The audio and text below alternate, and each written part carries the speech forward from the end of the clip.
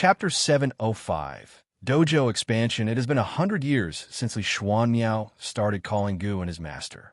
The human world has not changed much, with life and death occurring daily, while the 100 great sects in the Dao court in the immortal cultivation realm are still in friction, leaving the situation unclear.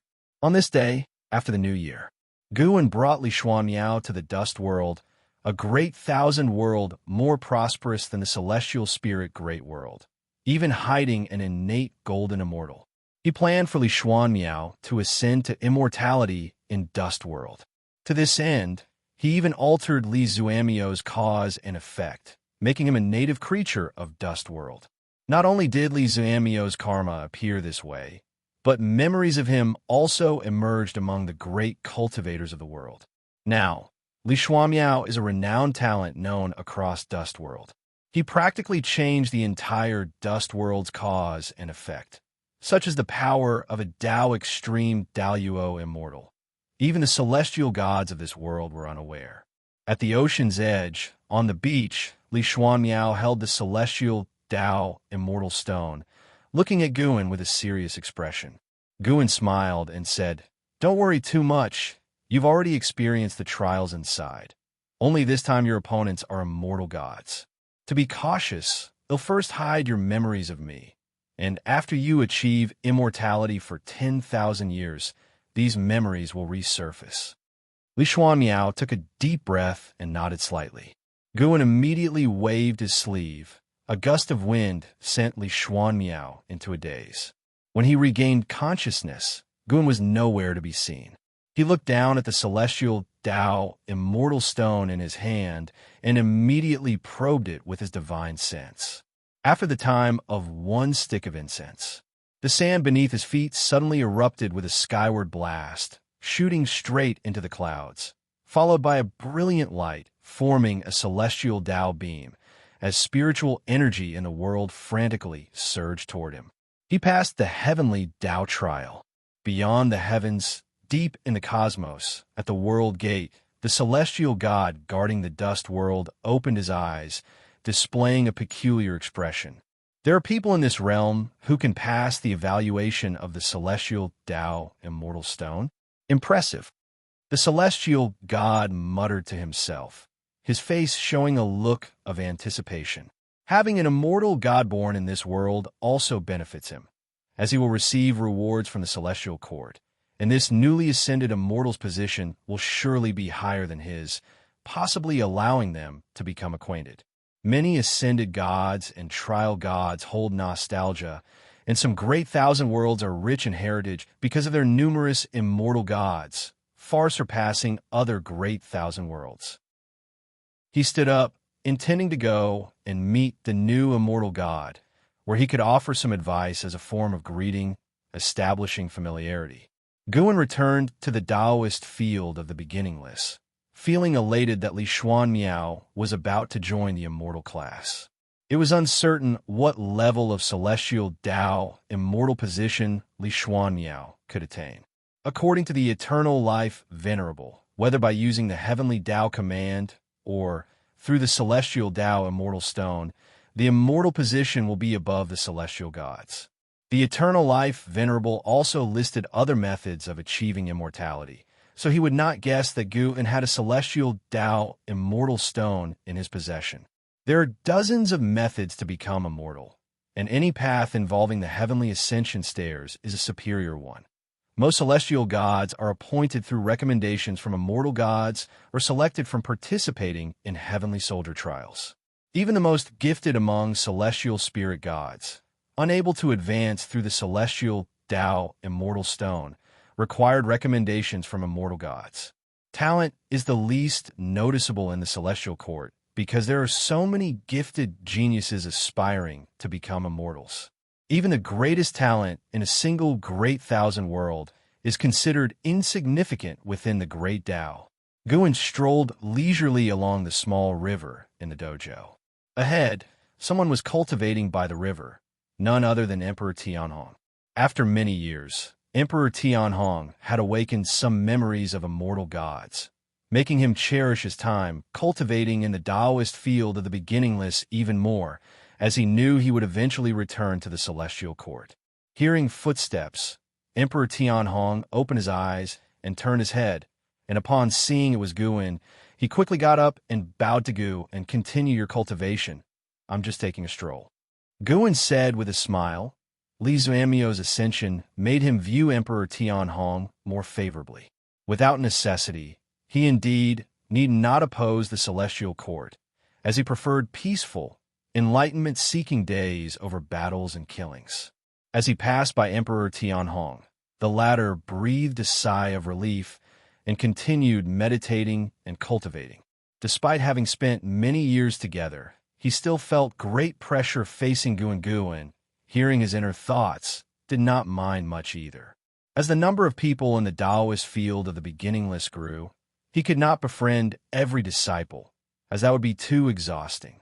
Among the third-generation disciples, only Shangguan Xiener seemed interesting to him, and he was lazy to bother even within Zizai, whom he had taken to see the world. After walking 100 miles further, Guin saw Lu Zidao, celestial demon child's disciple, sparring with Jiang Lan and Zin's second disciple in swordsmanship. The two used neither mana nor divine skills, only exchanging sword techniques, their movements sharp and swift. Upon noticing Guin approaching, their faces changed, intending to stop, but Guin's voice reached them. Don't stop him, just passing through. Ia the Novel Fire. Net * website on Google to access chapters of novels early and in the highest quality. Hearing this, Lu Zidao and Jiang Lan's eyes sharpened, and their movement techniques became even faster. The third-generation disciples all wanted to win Guin's favor, and they took this rare opportunity to showcase their talent in front of him more earnestly. Guin bypassed them and entered the mountains and forests. If the dojo's disciples reach 100 in the future, it might need expanding. Guin silently contemplated as High Realm disciples' combat would inevitably have a broad impact, even if restrained. Expanding the dojo required a lifespan. He planned to incorporate the entire nine-spirit continent into the Taoist field of the beginningless. His considerations stemmed from seeing the future, where the Qinquan Church would face calamity, causing chaos within the sect and significant casualties among the continent's beings. This was caused by internal strife, and Guin still would not interfere, perfectly aligned with his wish for Qinquan Church to stand independently. He had sheltered the Qinquan Church for so long, and continuing to protect it would violate his principles, as relying on the Taoist field of the beginningless to become the world ruler would be against his creed. The Qinquan Church could be the world's premier sect, but could not solely rely on the Taoist field of the beginningless. The world's leading sect must not only be strong, but also command public respect. An hour later, Guin leisurely returned to his courtyard. As he passed the artifact refining cauldron, Shun Jun suddenly asked, "Can you discern Yang Jian's current immortal position now?" Since Yang Jian ascended to immortality, she had been curious about this and asked many times. Without stopping his steps, Guin replied, "Still can't, but you'll know when he returns." He had to go back inside to read. Recently, Shangguan Xiener had another magnificent work, and he needed to appreciate it carefully. Shunjun pursed her lips, secretly resolving not to let Shangguan Xiener surpass her. She too should start writing again. As the sun set and the moon rose, a night passed. The next morning, Guin walked out of the house, holding a book in his hand, with a smile on his face. "Where are you going again?" Shunjun asked curiously. Guin glanced at her and said, "Going to Qinquan's sect." "He'll go too." Shunjun immediately stood up, guessing what Guin was about to do and wanting to join in on the excitement. Guin did not refuse her and headed straight to the courtyard gate. Just as he reached the gate, an Exion appeared out of nowhere, frowned, and said, "Master, I received news that Yuan Luo has turned into a demon. If you find any errors, ads pop up, ads redirect, broken links, non-standard content, etc., please let us know report so we can fix it as soon as possible."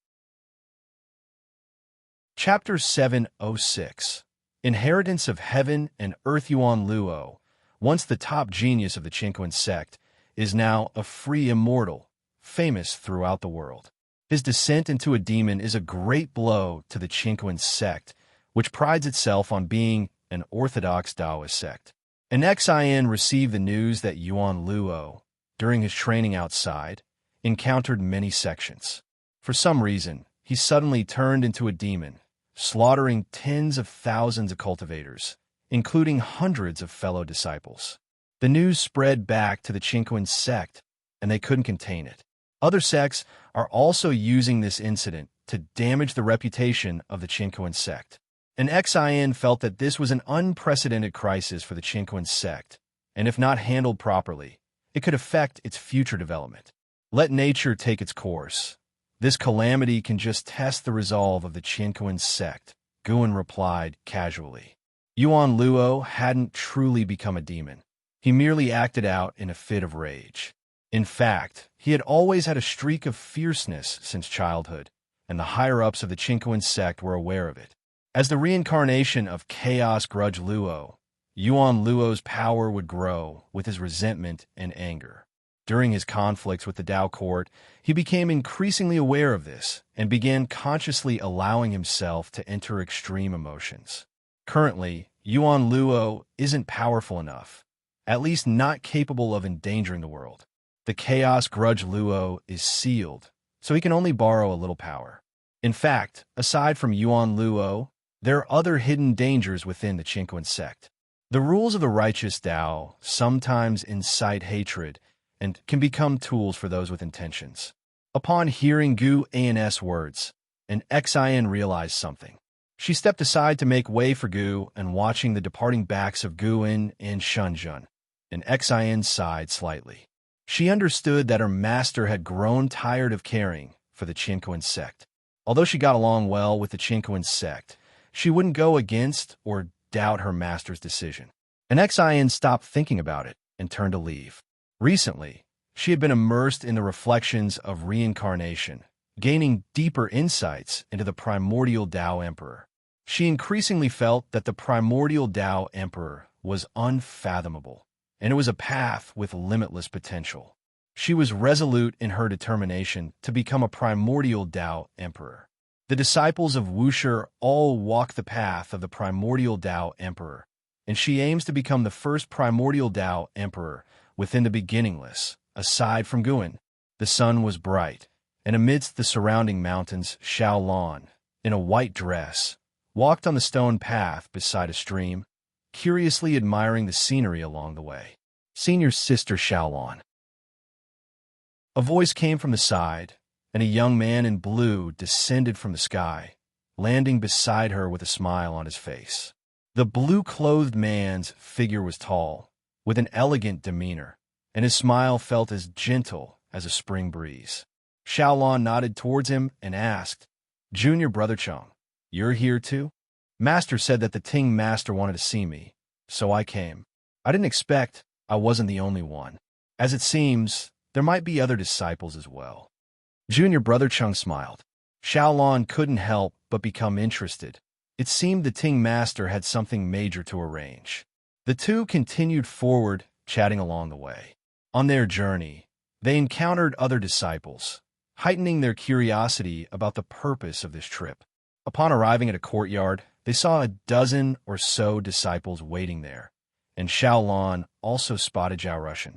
Even he's here. It must be something significant. Xiaolon thought silently.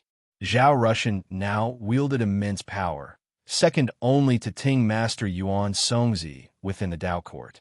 Everyone regarded Zhao Rushan as the next Ting Master. Not only Xiaolon, but the other disciples were also surprised to see Zhao Rushan. Zhao Rushan sat beside Yuan Songzi in a black robe, exuding a domineering aura. His gaze was penetrating, and except for a few, most didn't dare meet his eyes. Yuan Songzi looked at the group and said with a smile, "Everyone who's supposed to be here is here. I have something to announce today." The disciples stood in a line, not daring to sit like Zhao Rushan. Xiaolon wasn't necessarily afraid, but she didn't want to be too close to Yuan Songzi or Zhao Rushan. She spent years in seclusion, avoiding the factional struggles within the court as much as possible. Although Yuan Songzi had taken her to the path of the great Tao, her master wasn't in the same faction as Zhao Rushan. Ting Master, what has happened? Could it be that the 100 sects in the human world are planning to besiege us? Junior brother Qin couldn't help but ask first. His words made the other disciples tense up. Over the years, there have been more sects causing trouble for the Tao court. Various kinds of conflicts have been reported internally. The Tao court flaunts itself as the righteous Tao and the world ruler, but their handling of certain matters has left the disciples dismayed. Everyone could feel the pressure from other sects and perceive the Tao court's growing weakness. Normally, they're dissatisfied with the upper echelons, but when it comes to going to war with the 100 sects, they feel apprehensive. Today's situation is unlike the past. The Tao court indeed lacks the power to suppress the entire human world. That's not it, but the situation you foresee will happen sooner or later. Yuan Songzi smiled softly. His words made the disciples' faces change dramatically, but seeing his smile, they felt he wasn't worried. Perhaps the Ting Master already had a plan. Thinking this way, the disciples felt at ease. You all are the brightest disciples of the Tao court, and your reputation is extremely high. I plan to let you inherit the various legacies of the Tao court. Once the Tao court is dissolved in the future, you can establish your own sections. Are you confident? When Yuan Songzi said this, his smile didn't fade, as if he was discussing something trivial. Upon hearing this, the courtyard burst into an uproar. The disciples were all shocked and began to object. Ting Master, what do you mean? Why dissolve the Tao court? We are not afraid to fight, even if it means a life-and-death struggle with 100 sects. We are not afraid. That's right. With all the storms we've seen since the Tao court's establishment, what's there to fear? Exactly, Ting Master. Why don't we just start a war with the 100 sects and catch them off guard? While the disciples were passionately excited, Xiao Lan kept silent, her eyes fixed on Yuan Songzi. She didn't think Yuan Songzi was a coward. Back when the undefeated Emperor clan wanted to kill them, Yuan Songzi showed no fear and was at the forefront. The combined 100 sects of the human world are no match for the undefeated Emperor clan. Yuan Songzi raised his hand, signaling everyone to calm down. The group could only suppress their emotions. The Tao court has presided over the world for 1,000,000 years. It has been long enough. In fact, you might not know that the Tao court itself wasn't founded by me alone. It was formed by the unification of the greatest sects from the great heaven and earth before the world's reformation, and I merely facilitated it. After the Tao court dissolves, you will establish your sects, creating a new order for the era. This itself is a form of legacy. Yuan Songzi spoke seriously, paused, and continued. Of course, the Tao court will not easily be dissolved. At the very least, it should make other sects realize how precious this throne is and serve as a warning for future generations, thus better benefiting all living beings under heaven. CTH Novel Fire. Net * website on Google to access chapters of novels early and in the highest quality. If you find any errors, ads pop up, ads redirect, broken links, non-standard content, etc., please let us know report so we can fix it as soon as possible. Chapter 707.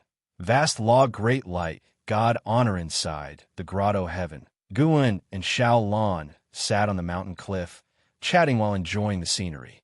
The Ting Master's vision is indeed grand, having already thought of dissolving the Tao court, but surely the other higher-ups will not agree. Xiao Lan spoke of Yuan Songzi's decision, her face full of sentiment. She did not feel regret about the dissolution of the Tao court. She thought Yuan Songzi had made a good point, as the troubles of the Tao court could no longer be resolved by just 1 or 2 wars. Xiao Lan looked at Guan, curiously asking, "Brother Gu, with your cultivation level seeing this world, who do you think will be the sect to unify the realm next?" Guan shook the wine gourd, smiling. "How could I know? Even if I did, that would be a heavenly secret." Xiao Lan pouted. Through these years, the two often sparred, and no matter how strong she became, she was never a match for Guan. She always felt Gu and was stronger than Yuan Songzi. Gu's existence made her find the disputes between major sects quite laughable. The truly great powers were hidden in the human world, watching the tides rise and fall. If someone like Gu were willing to take action, they would surely be able to overturn the world structure. Thinking of this, Xiaolan looked at Guan with eyes full of admiration. Guan was not interested in Yuan Songzi's decision, for it had appeared in his vision long ago. He could even foresee the situation in the human world after the Dao court dissolved. Have you gained any deeper insights into the primordial Dao Emperor recently? Guan changed the subject and asked. And Xin was already very close to the primordial Dao Emperor. She would become the first primordial Dao Emperor beyond the path of the great Dao, and once successful, the primordial crystal would disperse to the 3,000 great worlds, entering a new stage of the primordial Emperor Road. Xiaolan's aptitude was not bad, and, combined with the accumulation of the innate reincarnation skill, she had high comprehension of the path of reincarnation. Xiaolan nodded and said, "Yes, but it feels like I still need to continue projecting to reach the primordial Dao Emperor." Recalling the reincarnation projection, she felt astonished. The cultivation method of the primordial Dao Emperor was indeed too profound. Even though she had not personally experienced reincarnation, she had memories of reincarnation, and those memories were not false. She was now very curious about how strong the real primordial Dao Emperor was. She believed Gu and was the primordial Dao Emperor. After all, he was the one who led her on this path, though she still couldn't figure out how strong Guan was, as the gap between their strengths was too vast.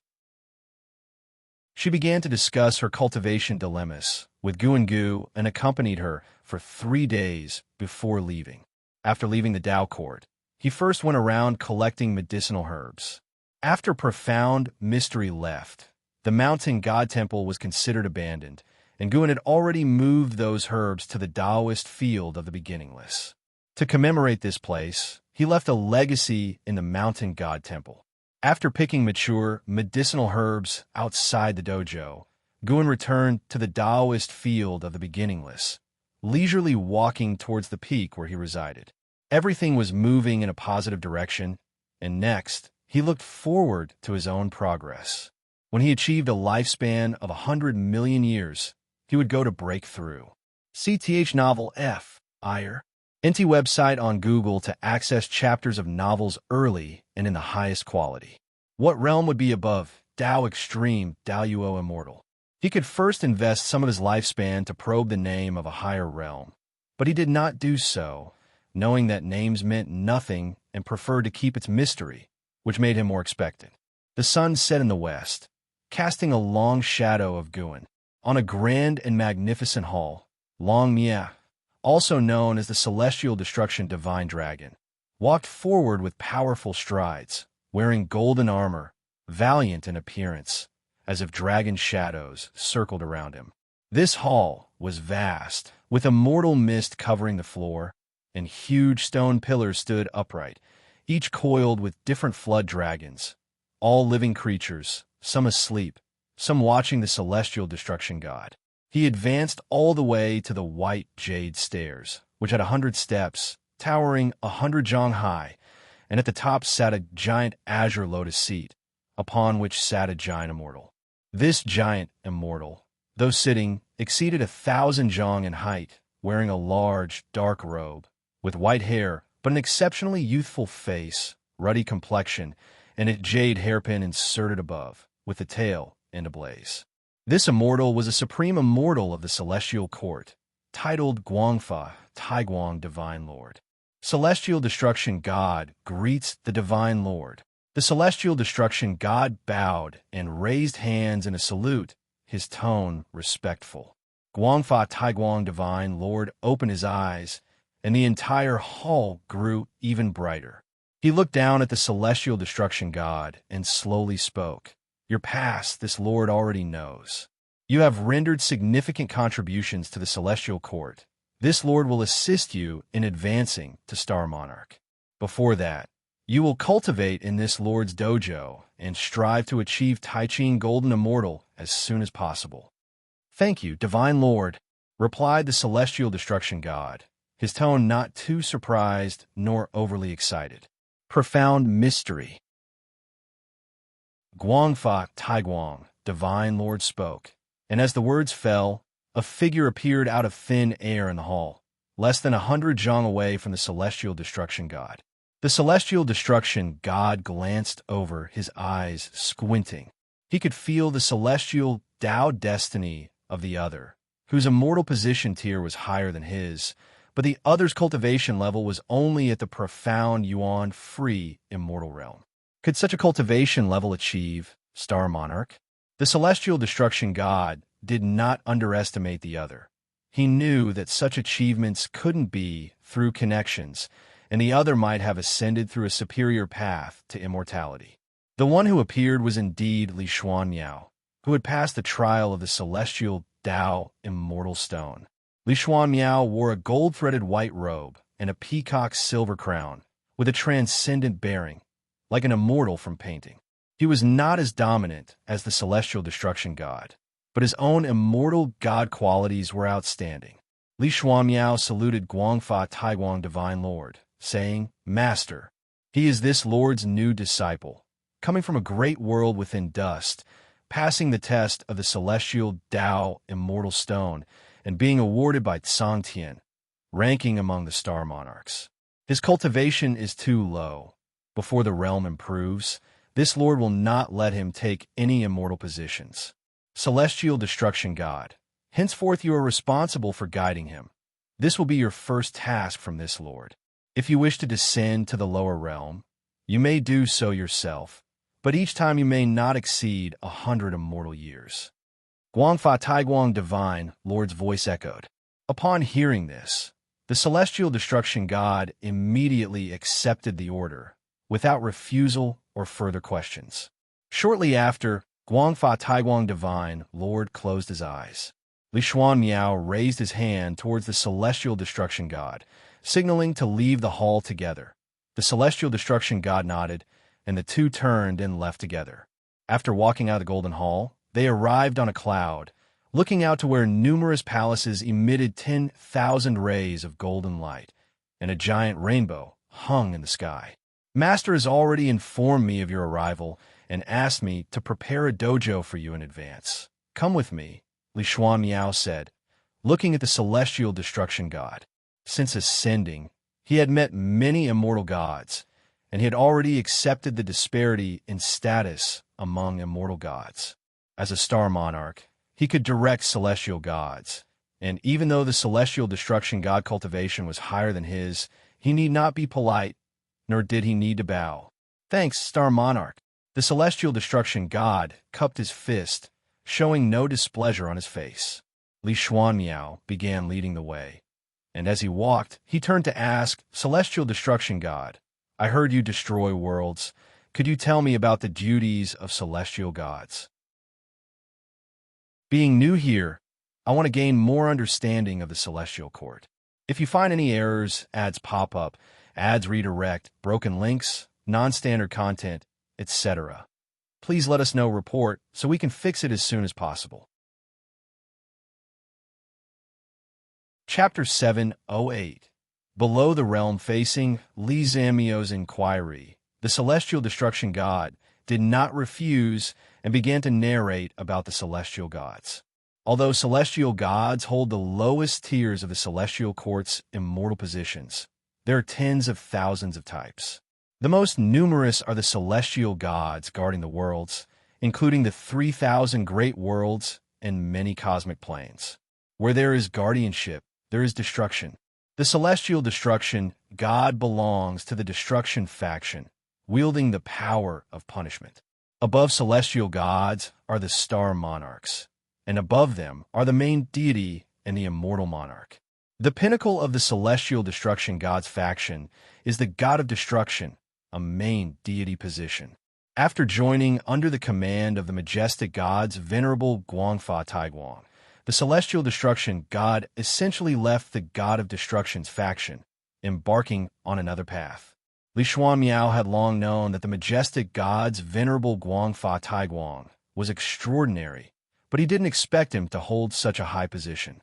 According to the celestial destruction god, 90% of celestial gods will never face the supreme immortal in their lifetime. The celestial destruction god was also filled with curiosity about Li Xuanmiao, and, after introducing his understanding of the celestial court's immortal positions, he inquired about Li Xuanmiao's ascension experience.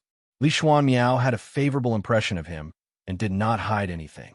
Hearing that Li Xuanmiao passed the test of the celestial Dao immortal stone in the Zizai immortal realm, the celestial destruction god was quite impressed. With this person's talent, he might very well achieve the rank of supreme immortal in the future. The two chatted more and more enjoyably, and their relationship was drawing closer. Conflicts between the 100 sects of the human world and the Dao court increased, and each of the 100 great sects was a regional overlord. They joined forces to oppress the Dao court, causing its prestige in the eyes of the world to diminish, leading even weaker sects to show disrespect towards the Dao court. Eventually, an unprecedented war broke out in the human world. In just 10 years, the 100 sects of the human world launched an attack on the Dao court, and in the subsequent years, more sects continued to join.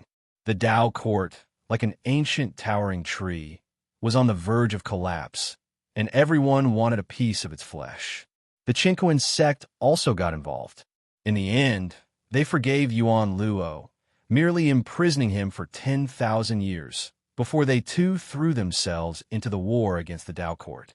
The enmity between the Qinquan sect and the Dao court was deep, mainly sparked by Yuan Luo and Zhao Rushan.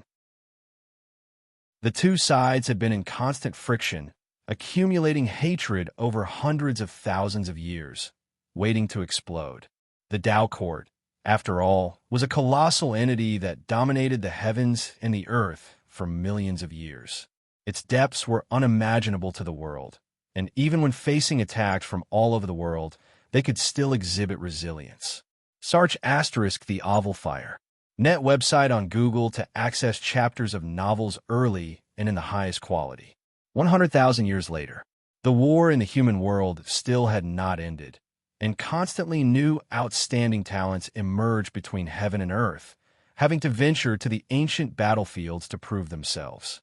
Within the Taoist field of the beginningless, Gu En was lecturing disciples, including even the third-generation disciples. In recent years, 3 new members were added: Immerse Xuandi, the second disciple of Jiang Shishou, Li Qing, disciple of Emperor Tianhong, and Chang Jie, disciple of Tianbai. Among these 3, only one came from the Qinquan sect. The other 2 were common people from the Nine-Spirit continent. Guan was sharing his insights on the primordial Dao Emperor, and even the third-generation disciples could listen and benefit greatly. He intended to make the beginningless a formidable force on the primordial Emperor road. The primordial Dao Emperor would surely surpass the Taoist Emperor one day. By then, many sects would join, but no one would think of the connection between the primordial Dao Emperor and the beginningless. After finishing his lecture, Guan invited the disciples to ask questions one by one, and the most active ones were the third-generation disciples, eagerly seeking knowledge. This time, Guan was very patient with them. Although he usually was not interested in his disciples, when it came to cultivation, he was fair. He carefully answered every question from each disciple and provided a suitable path for their cultivation. Ancestor, the primordial Dao Emperor seeks insight from nature, not the path of killing enemies. What is your view of this calamity in the human world? Immerse Xuandi suddenly asked, his gaze fixed on Guan. He appeared to be in his early 20s, with skin not very fair, and his brows were marked with bitterness due to years of frowning. He came from the Qinquan sect, with parents who died in the war against the Dao court, harboring a long-held seed of revenge. Upon hearing his question, Jiang Shi sighed, but did not stop him, hoping Guan could enlighten Immerse Xuandi. Guan looked at Immerse Xuandi and said, "Since ancient times, there have been natural and man-made disasters, each with its own cause and effect. While I do not like conflict, I do not abhor it either. Everything you see is a result of the Tao rules. The calamity in the human world stems from ambition, and more beings are swept along by the flow against their will. I know you seek revenge, but perhaps before you succeed, your enemies might just die in war, like your parents. You may harbor hatred, but you should consider who to hate and what to do after. These are the things you need to ponder. Mo Shiwendi hesitated to speak. Guwen continued. The primordial Tao Emperor will project through the reincarnation of all heavens. When everyone reaches that stage, they will undergo the pain you are experiencing. Once you reach that point, you may return to me to ask about revenge. To not enter the free, immortal realm, one can't leave the nine-spirit continent. This was a rule set by Gu and for his third-generation disciples, and no one could bypass it. Every disciple was informed of this before entering Beginningless, but at that time, they were all immersed in the vastness of the realm and had not realized how lengthy the years would be to reach the Zai immortal realm. Upon hearing this, Mo Shiwendi immediately thanked Guwen. He held hatred in his heart, but it was not directed at any individual. He loathed the world's conflict, believing that following Guwen in cultivation would lead him to the answers he sought. Ancestor, it's my turn. If the primordial Tao Emperor projects through the heavens, can I inject my consciousness, for example, to spread my writings? Shangwan Sienna raised her hand to ask. After asking, she looked at Guwen with anticipation. The other disciples didn't give it much thought. They knew Shangwan Sienna loved writing, but were unaware of how broad her range was. With an unchanged expression, Guwen replied, "That's a good idea. If you can achieve it, you might pave a path of your own. To inject your consciousness, you need to study the great Tao of cause and effect, soul, and reincarnation comprehensively. Just comprehending one great Tao won't suffice." Time continued to pass. Only until the next morning did the question and answer session conclude. Guwen stood up, ready to go for a walk. Boom! A tremendous explosion erupted in the distance, causing the ground to tremble. The disciples, discussing their insights from the lecture, all stood up and turned to look in the direction of the sound. Guwen paid no attention and left alone. The third-generation disciples gathered around their respective mentors to ask where the commotion came from. The war is about to reach the nine-spirit continent. Anaxian gazed towards the horizon, murmuring. These words changed the complexions of the third-generation disciples. Was the Chinkoan sect going to be attacked? After leaving the courtyard, Guwen arrived in front of the world gate in just one step. The celestial spirit god was already waiting there. Upon seeing Guwen appear, he immediately stood up and saluted. Guwen sat down beside him and asked, after going to the heavenly court realm, "What have you discovered?" The celestial gods were not qualified to set foot on the heavenly ascension stairs, but below the celestial court, there was a plain. It served as a transit point for the lower realm of the immortal gods, where many immortals would exchange information or conduct transactions. If you find any errors, ads pop up, ads redirect, broken links, non-standard content, etc., please let us know report so we can fix it as soon as possible. Chapter 709. The celestial spirit god began to tell Gu and the information he had gathered in the lower realm. He hadn't found any news about Yang Jian, but he had discovered information about the struggle for the Son of Heaven. It is said that a Son of Heaven is recruiting immortal gods, seemingly searching for something in the 3,000 great worlds. I heard that 2 Sons of Heaven are preparing to engage in a game in the Great Thousand World. This matter has already been permitted by the Venerable. If it is true, it will be an unprecedented disaster for the 3,000 great worlds. When immortal gods fight in the Great Thousand World, they will inevitably bring about destruction. However, Song Tian can repair the Great Thousand World. But even so, 90% of the cultivators will perish. At this point, the celestial spirit god looked at Guwen, furrowing his brows. Guwen asked why. Because the immortal gods will recruit cultivators to fight for them. The struggle for the Son of Heaven is merely a matter of pride, no matter who wins or loses. Even if the celestial court discovers it, the punishment will be insignificant. But the immortal gods, under the Son of Heaven, will recruit cultivators to do their bidding. Cultivators recklessly involving themselves in the struggles of the celestial court will incur Kangxin's punishment. The celestial spirit god sighed, and Guan also remained silent. This matter is indeed unsolvable. Even if they inform the cultivation forces of the 3,000 great worlds about this point, cultivators will still fight for the hope of ascending to immortality. The path of cultivation is inherently about competing with others and contending with heaven and earth. Although Guan cannot yet see such a future, through the words of the celestial spirit god, he can already foresee how dark those years will be. How long do you estimate it will be before the struggle for the Son of Heaven sweeps across the 3,000 great worlds? Guan asked. The celestial spirit god replied, in the celestial court, there's the immortal years concept. One day in heaven is a year in the human world. According to the time in the human world, it could be as fast as 10 million years or as slow as several hundred million years. Such is the difference between immortals and mortals.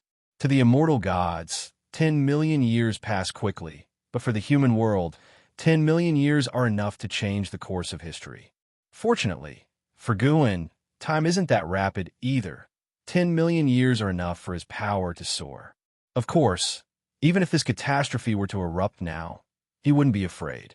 He exists at the perfect Taoist great Luo immortal realm level. Even in the celestial court, if he's not the strongest, he wouldn't be an easy target either. What about the two sons of heaven's strength? Will they personally take part? Guan asked.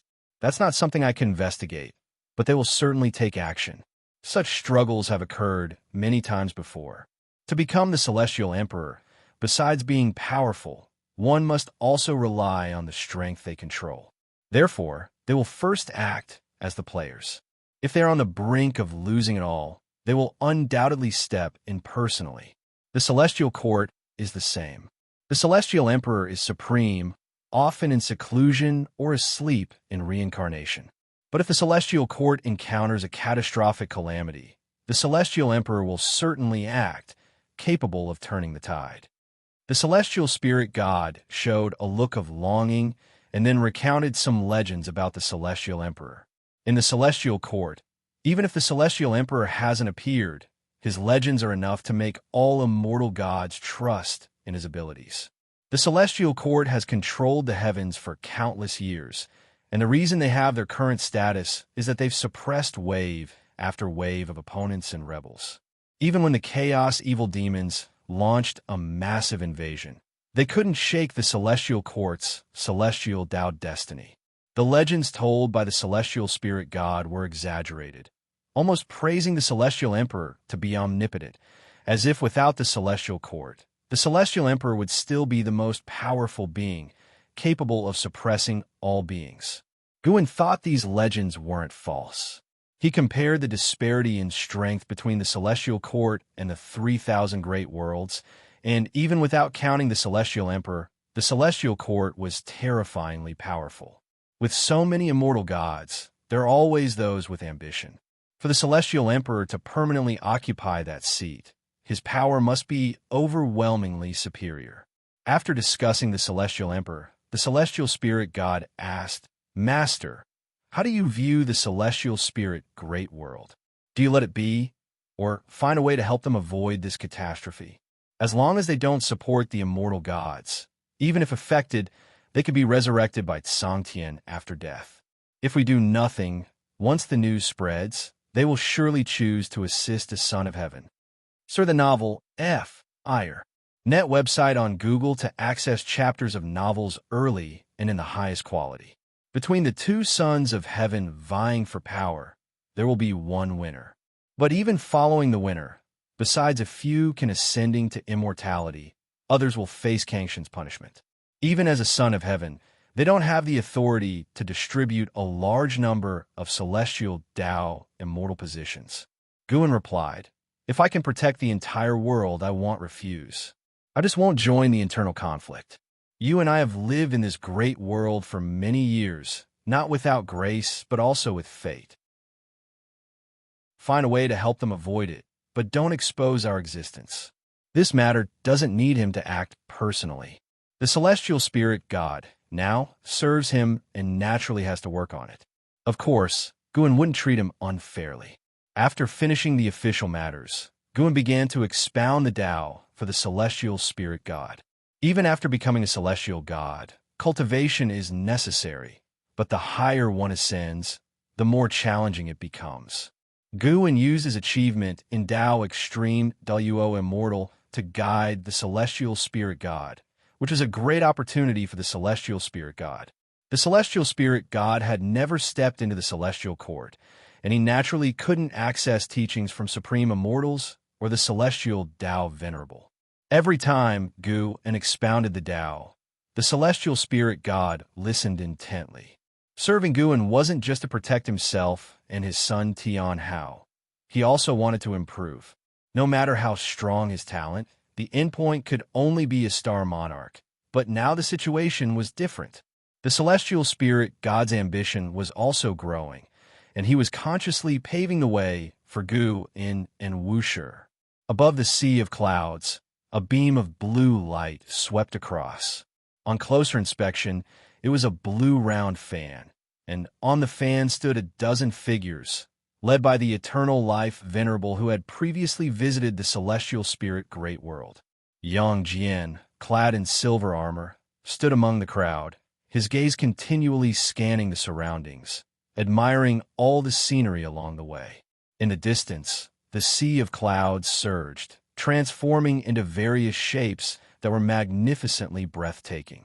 Occasionally, true dragons and phoenixes leapt out from the sea of clouds, raising clouds and mist. Brother Yang, you are fortunate. Upon your first arrival, you can accompany the master to the Tao lecture. That white-haired ancestor is a celestial Tao venerable, staying outside the celestial court most of the year, seldom returning. She's also among the few willing to expound the Tao.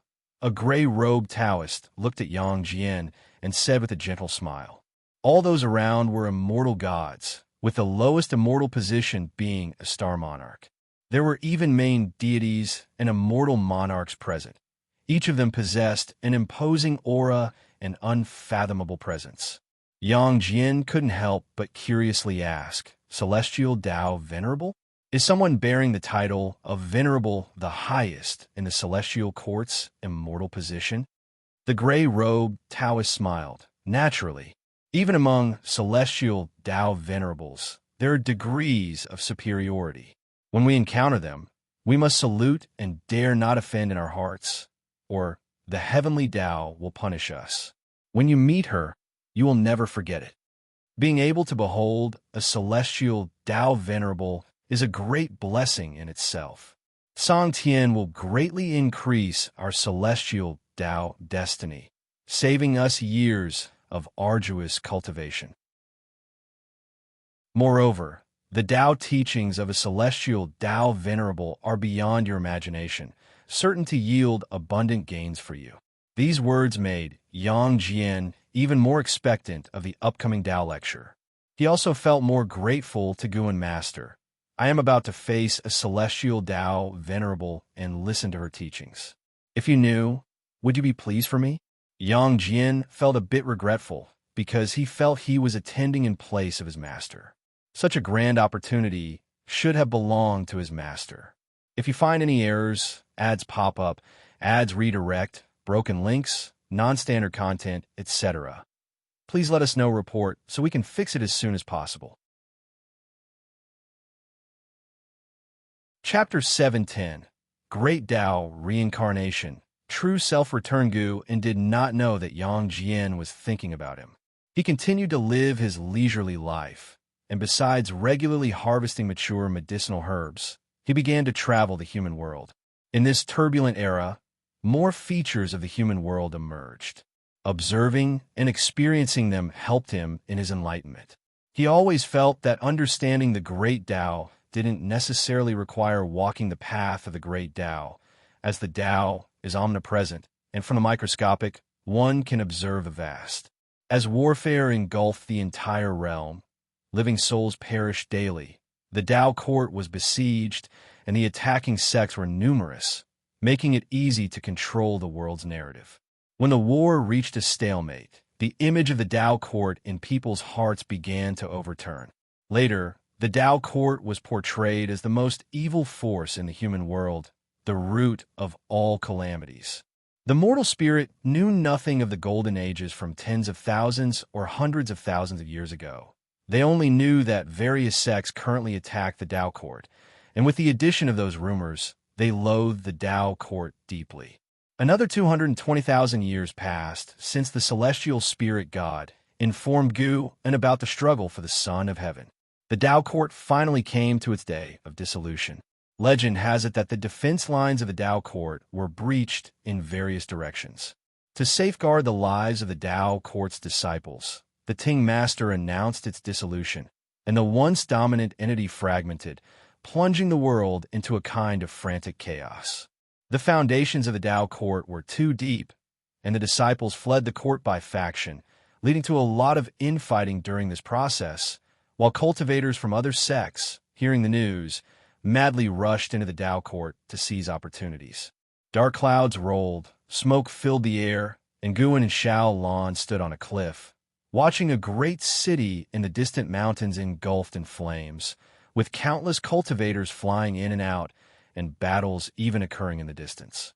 The glow of the flames shone on Xiao Lan's face, her expression very calm, her long purple dress fluttering in the wind, untainted by dust.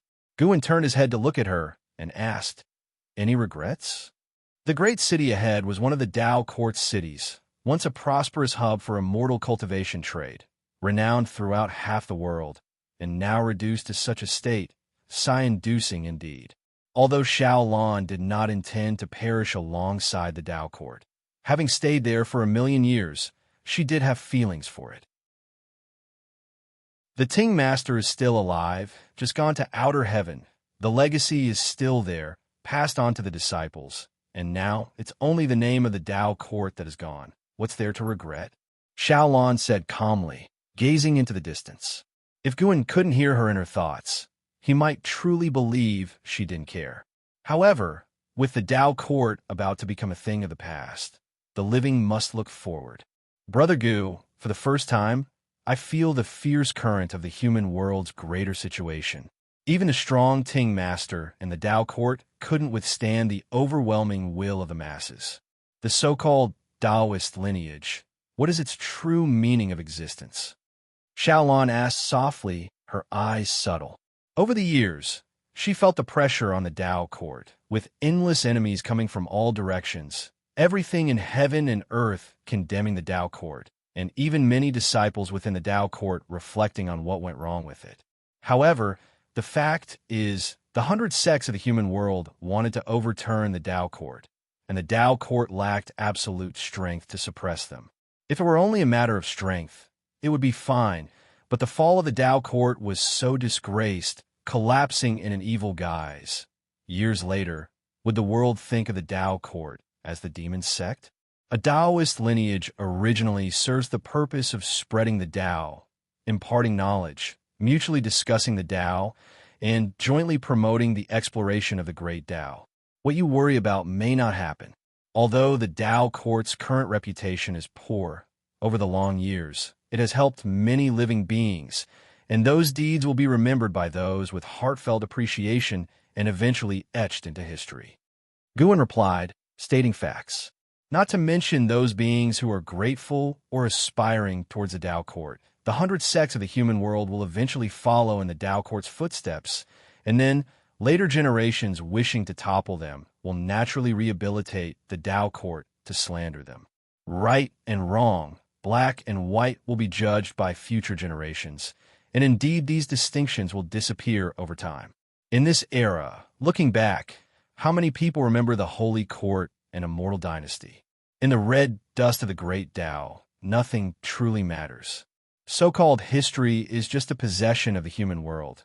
Discussing history in the face of the great Tao seems somewhat ridiculous.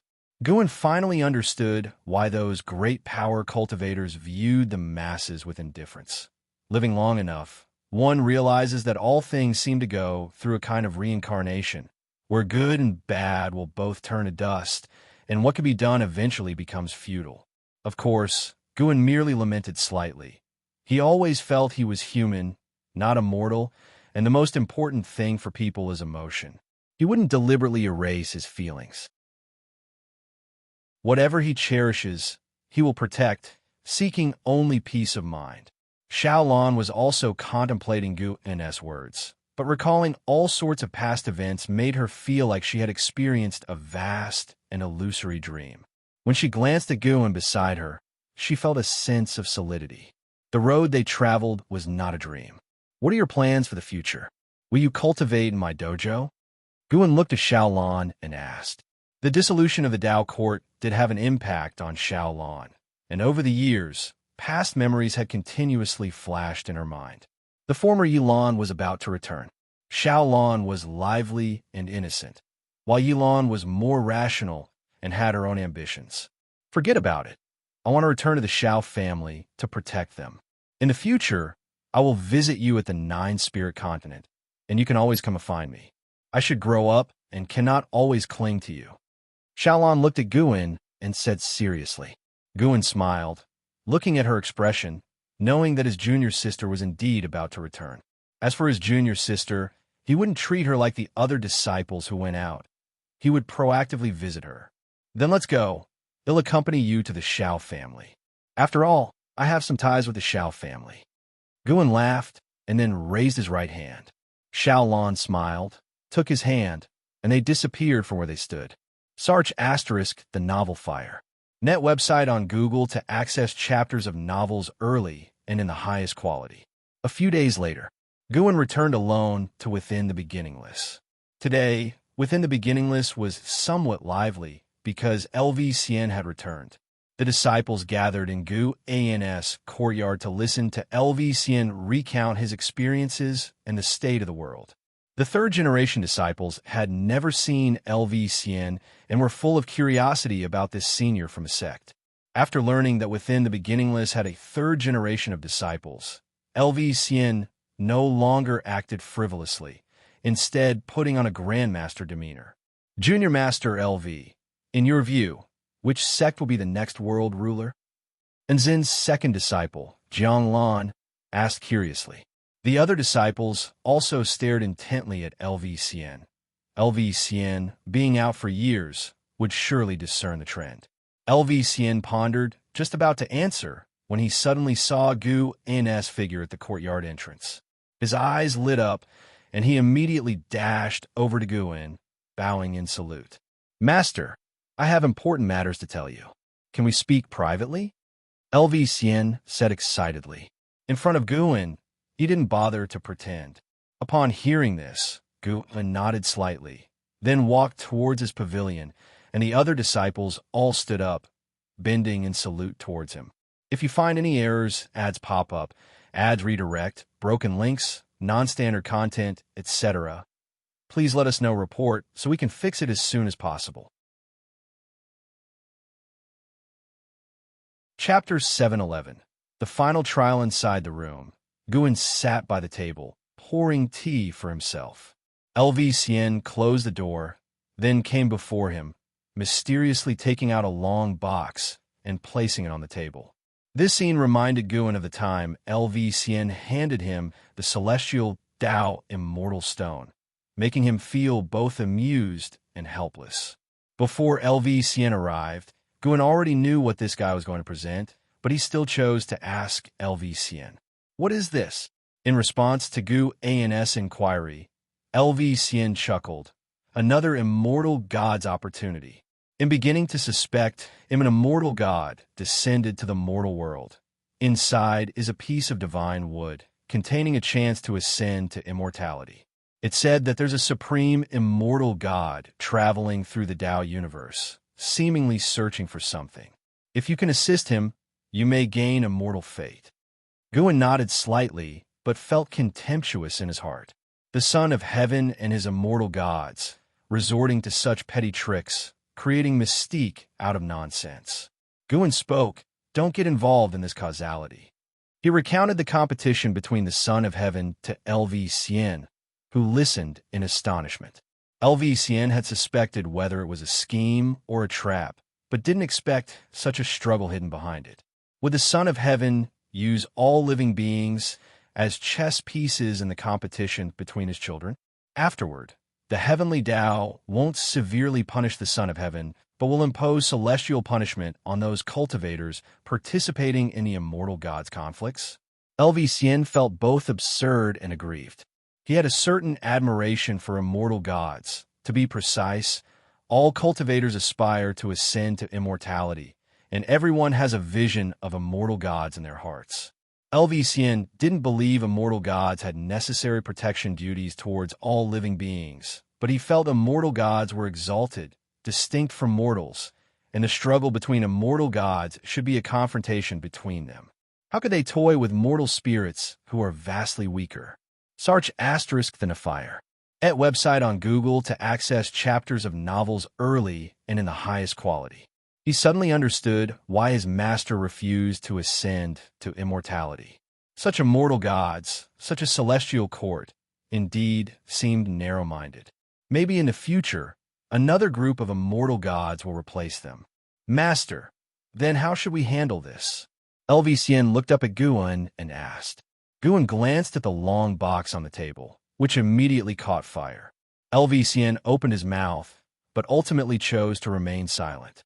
Even knowing the scheme behind this causality, he still harbored a slight delusion in his heart, thinking, what if he chose the right side and they kept their promise? Seeing the long box turn to ashes, he felt a sense of relief. Even he has such complex thoughts, let alone those cultivators with stronger ambitions. This item is truly dreadful. LV could already envision the terrifying scenes of various heavens waging war for the sake of immortal gods, surely much more dreadful than the human world battles that lasted hundreds of thousands of years before. Guan looked at LV and said, now that you're back, spend some more time cultivating in the dojo. Unlike Qinchuan, you're not entangled by the sect. Faced with his instruction, LV naturally dared not refuse and could only agree. Guan waved his hand, signaling LV to withdraw. Once the door was closed, Guan brought up the attribute panel. Name, Guan, lifespan 1487, 902/99, 890, 816, 785 for 08. Physique, primordial Tao creation body, cultivation level, perfect Taoist great Luo immortal realm, approaching 100 trillion year lifespan. By then, he would be able to break through. Thinking about reaching a higher realm soon, Guan couldn't help but feel excited. Even without an imminent strong enemy, he enjoyed the feeling of continuously growing stronger, especially when he could compare himself with others.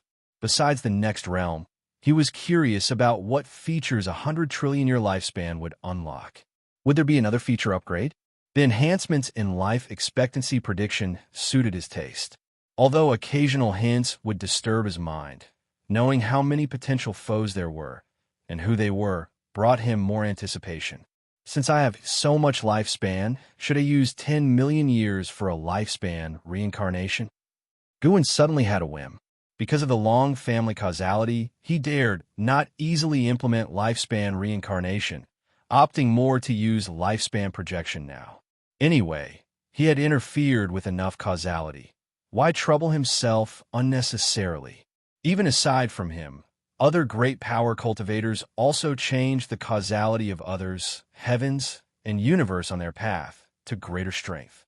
The causality of the great Tao has never been fixed, constantly changing.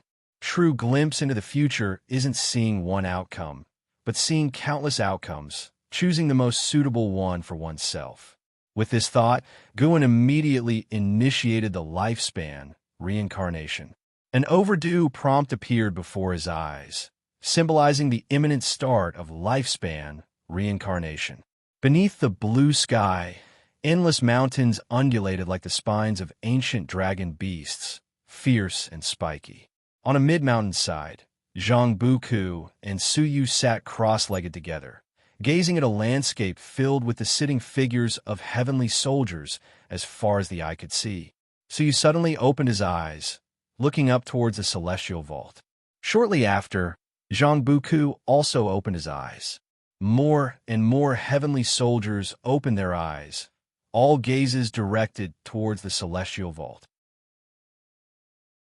In a vast expanse of blue sky appeared a crack, lightning woven through it, as if the celestial vault had been cleaved open, frightening and daunting. From within the crack stepped a figure, radiating golden light like a brilliant sun in the sky. It was the celestial calming god. Upon seeing the celestial calming god, all the heavenly soldiers stood up.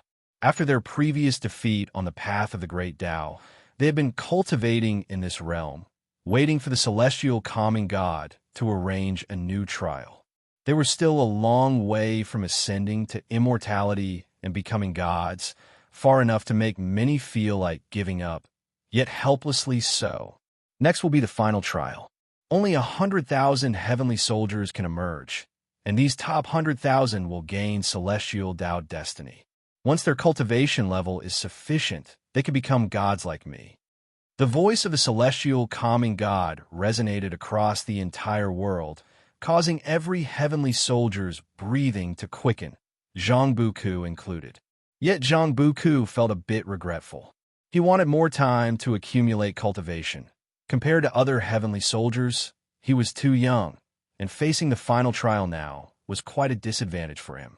Though his cultivation level didn't hold an advantage, Zhang Buku still had some confidence.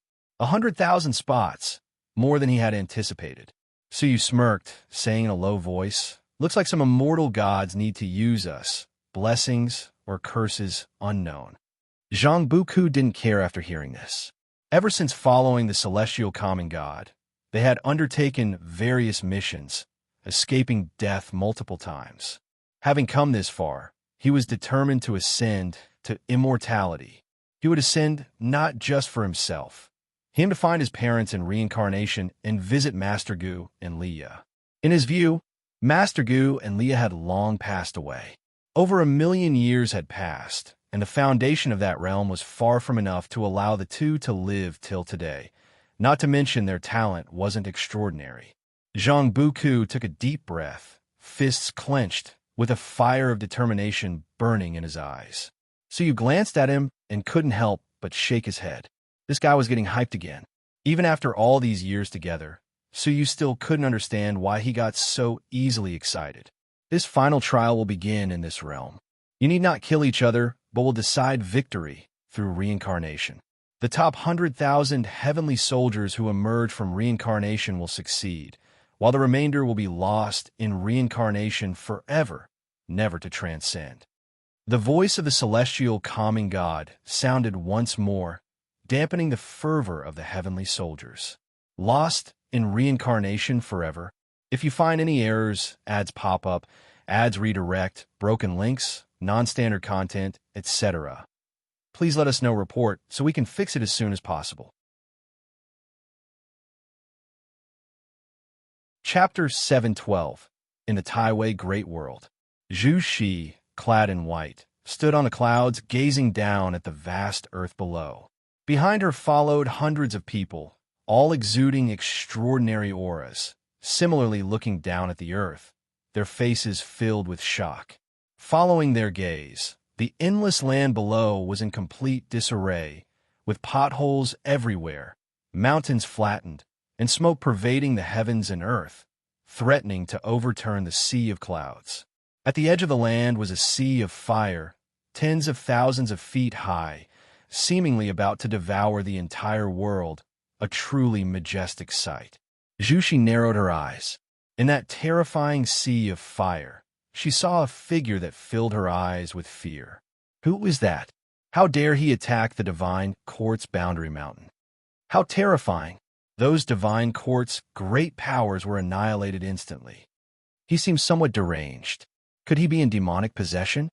Even if he's possessed, to have such terrifying power, his cultivation level must be extraordinarily high. It doesn't matter. As long as he's not coming for us, we shouldn't act rashly.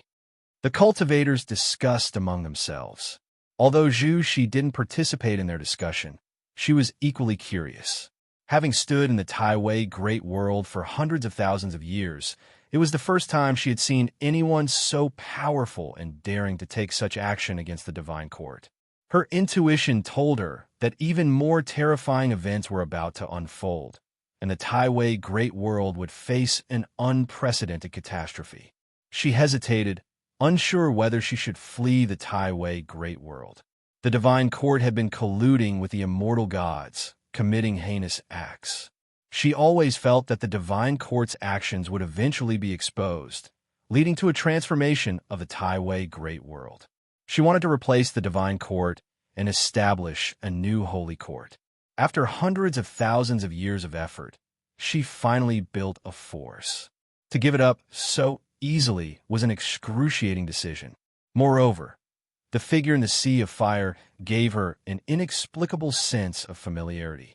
At that moment, an immense oppressive force descended upon the entire world.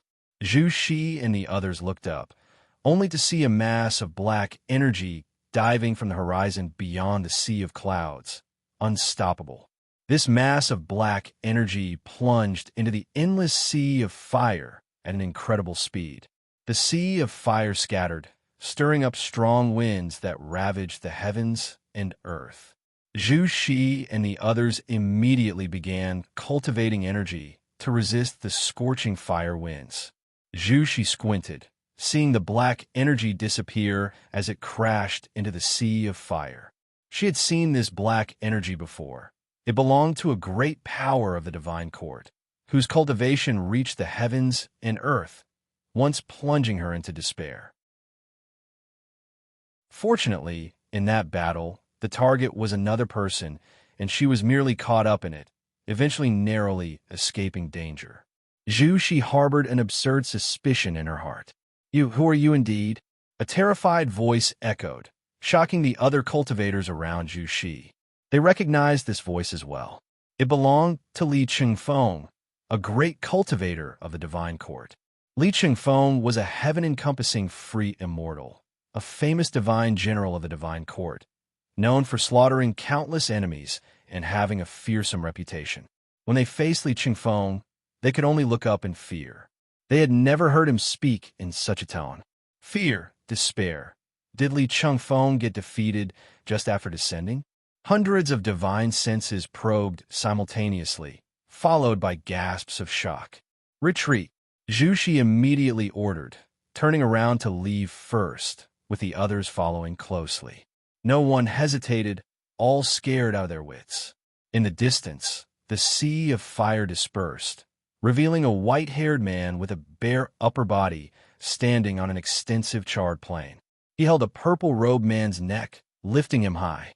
This purple-robed man was Li Chengfeng of the divine court, with disheveled hair and a face full of blood, his eyes filled with terror. One move. With just one move, the opponent shattered his Dao fruit, causing all his mana to dissipate. He had no strength to break free, only awaiting death. The unfathomable power of the opponent disturbed him, foreshadowing great trouble for the divine court. He had never encountered such an enemy, whose very presence filled him with unease. The white-haired man was tall and muscular, his upper bodice muscles well-defined, with flame-like blood marks on his fair skin and a handsome face, but with eerie pale pupils. Longevity fruit. Longevity fruit. The white-haired man asked coldly, his voice intermittent, seemingly incoherent. Li Chengfeng gritted his teeth and said, "I have never heard of the longevity fruit. If that is your only goal, I can have the divine court help you search for it." Crunch. Li Chengfeng's neck was suddenly broken, his words cut short. His eyes widened, his divine soul unable to escape his body, and he turned to ash, scattering with the wind. The white-haired man turned around, flying in a certain direction. Start the novel F.I.R. at website on Google to access chapters of novels early and in the highest quality. On the other side, Zhu Shi and her group were still fleeing rapidly, sensing Li Chengfeng's aura abruptly vanish, indicating his probable death. What kind of being could make a great power like Li Chengfeng fall in such a short time? Zhu Shi was equally shocked, unable to forget the image of the white-haired man in her mind. Facing such a terrifying being, She couldn't think of anything else, her heart filled with dread. Bang! A thunderous roar suddenly erupted from behind, engulfing Zhu Shi and her group in dazzling light, followed by an unfathomable strong wind. At the same time, in the depths of the universe before the world gate, a celestial god opened his eyes, reflecting the scene of the Taiwei Great World within them. From a universe's perspective, the Taiwei Great World appeared as a glowing continent, surrounded by countless little worlds. At this moment, the glowing continent was trembling, with billowing black smoke emerging from a certain area. Where does this person come from?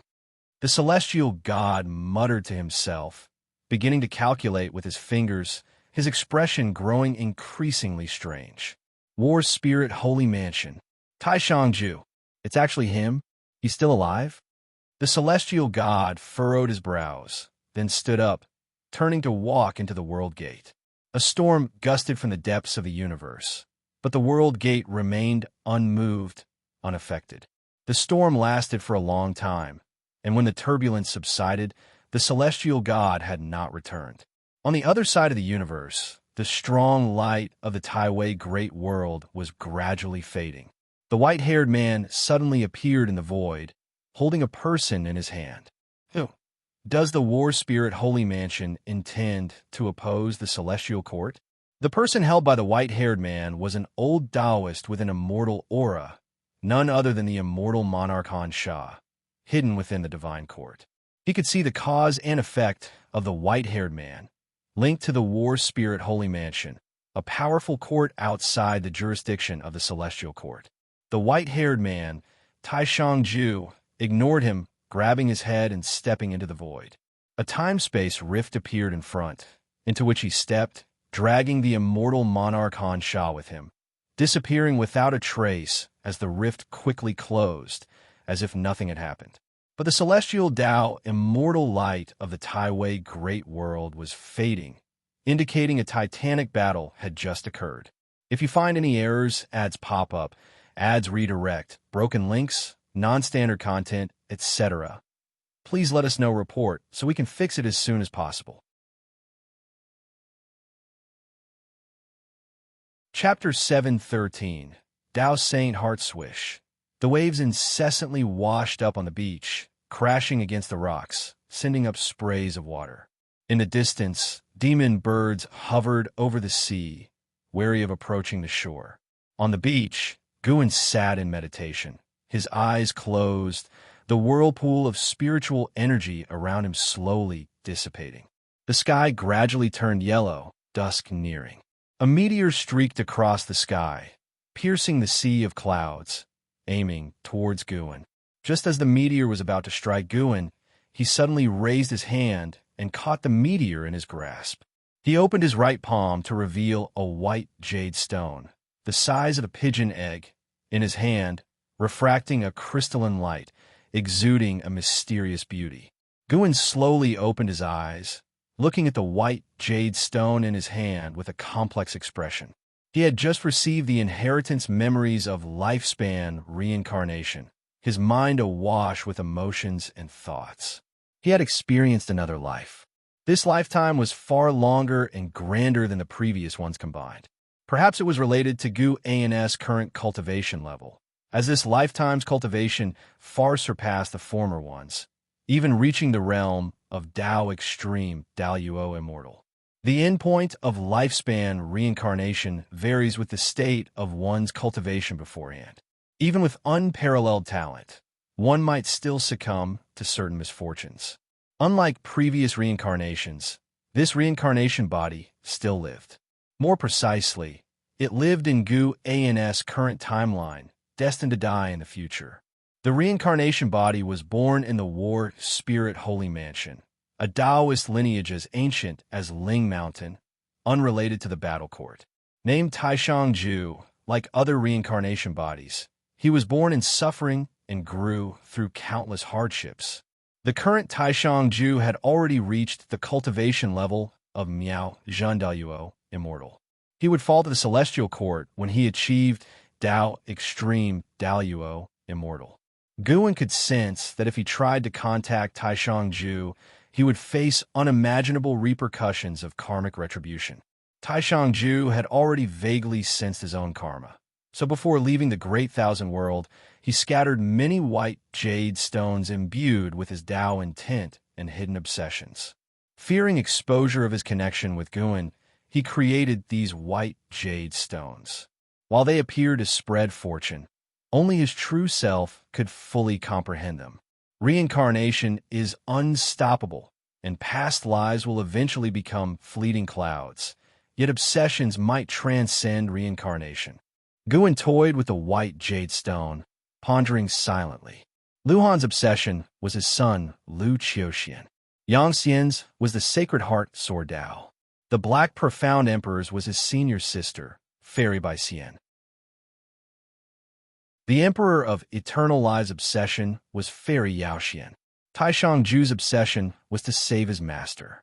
Born in War Spirit Holy Mansion, Taishang-ju's family was killed by enemies within the mansion right after his birth.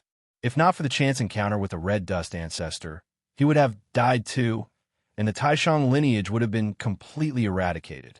The Red Dust ancestor took a liking to him because he was born with a Dao Saint Heart. The Dao Saint Heart is a rare fortune in the Great Dao, allowing effortless comprehension of the Dao, immunity to all evils, and invulnerability to all magic.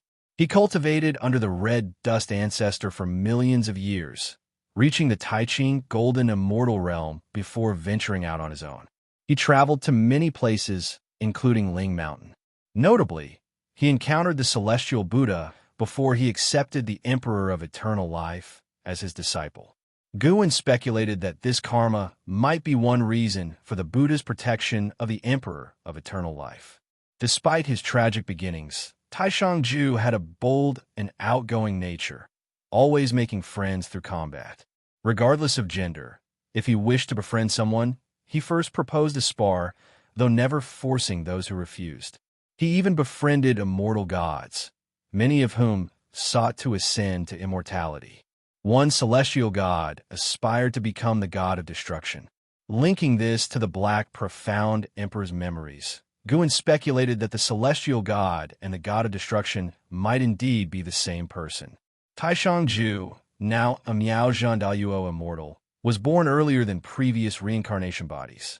His life was even more remarkable than that of the Emperor of Eternal Life, filled with justice and enmity, adored by many daughters of heaven. Yet, he was solely devoted to the Tao, saving many worlds and leaving behind legends and myths. However, Live's journey was not always smooth. The Celestial Court sought to recruit him into the immortal class, but he refused, even clashing with immortal officials, completely defying celestial rules, incurring the Celestial Court's pursuit. After narrowly escaping death several times, he was attacked by a supreme immortal. As he was about to die, his master, the Red Dust ancestor, appeared and saved him, though suffering severe injuries and a curse from the heavenly Tao. The master and disciple fled to a mysterious universe. The Red Dust ancestor sealed himself, instructing that only the legendary eternal fruit could save him. Taishang-ju was devastated. To him, the Red Dust ancestor was not just a master, but a father. This was his first true setback, deeply affecting him. He changed completely, not immediately seeking the eternal fruit, but focusing on cultivation, aiming to reach the supreme immortal's realm before re-emerging. Unfortunately, he underestimated the Celestial Court's power. Just as he set foot on the path of the Great Tao, immortal gods pursued him.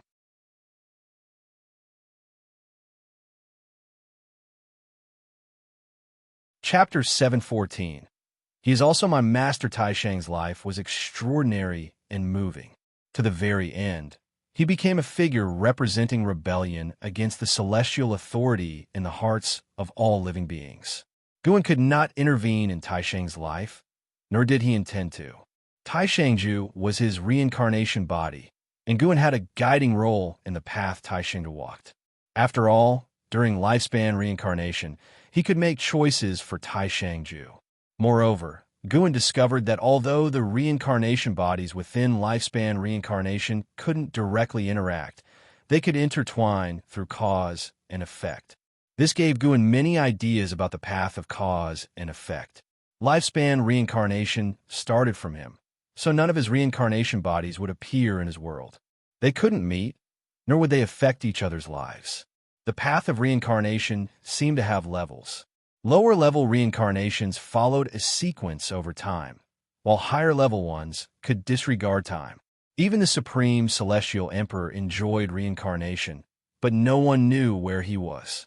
Taishang's master, the Red Dust Ancestor, once said that the Celestial Emperor was omnipresent at the beginning and end of reincarnation.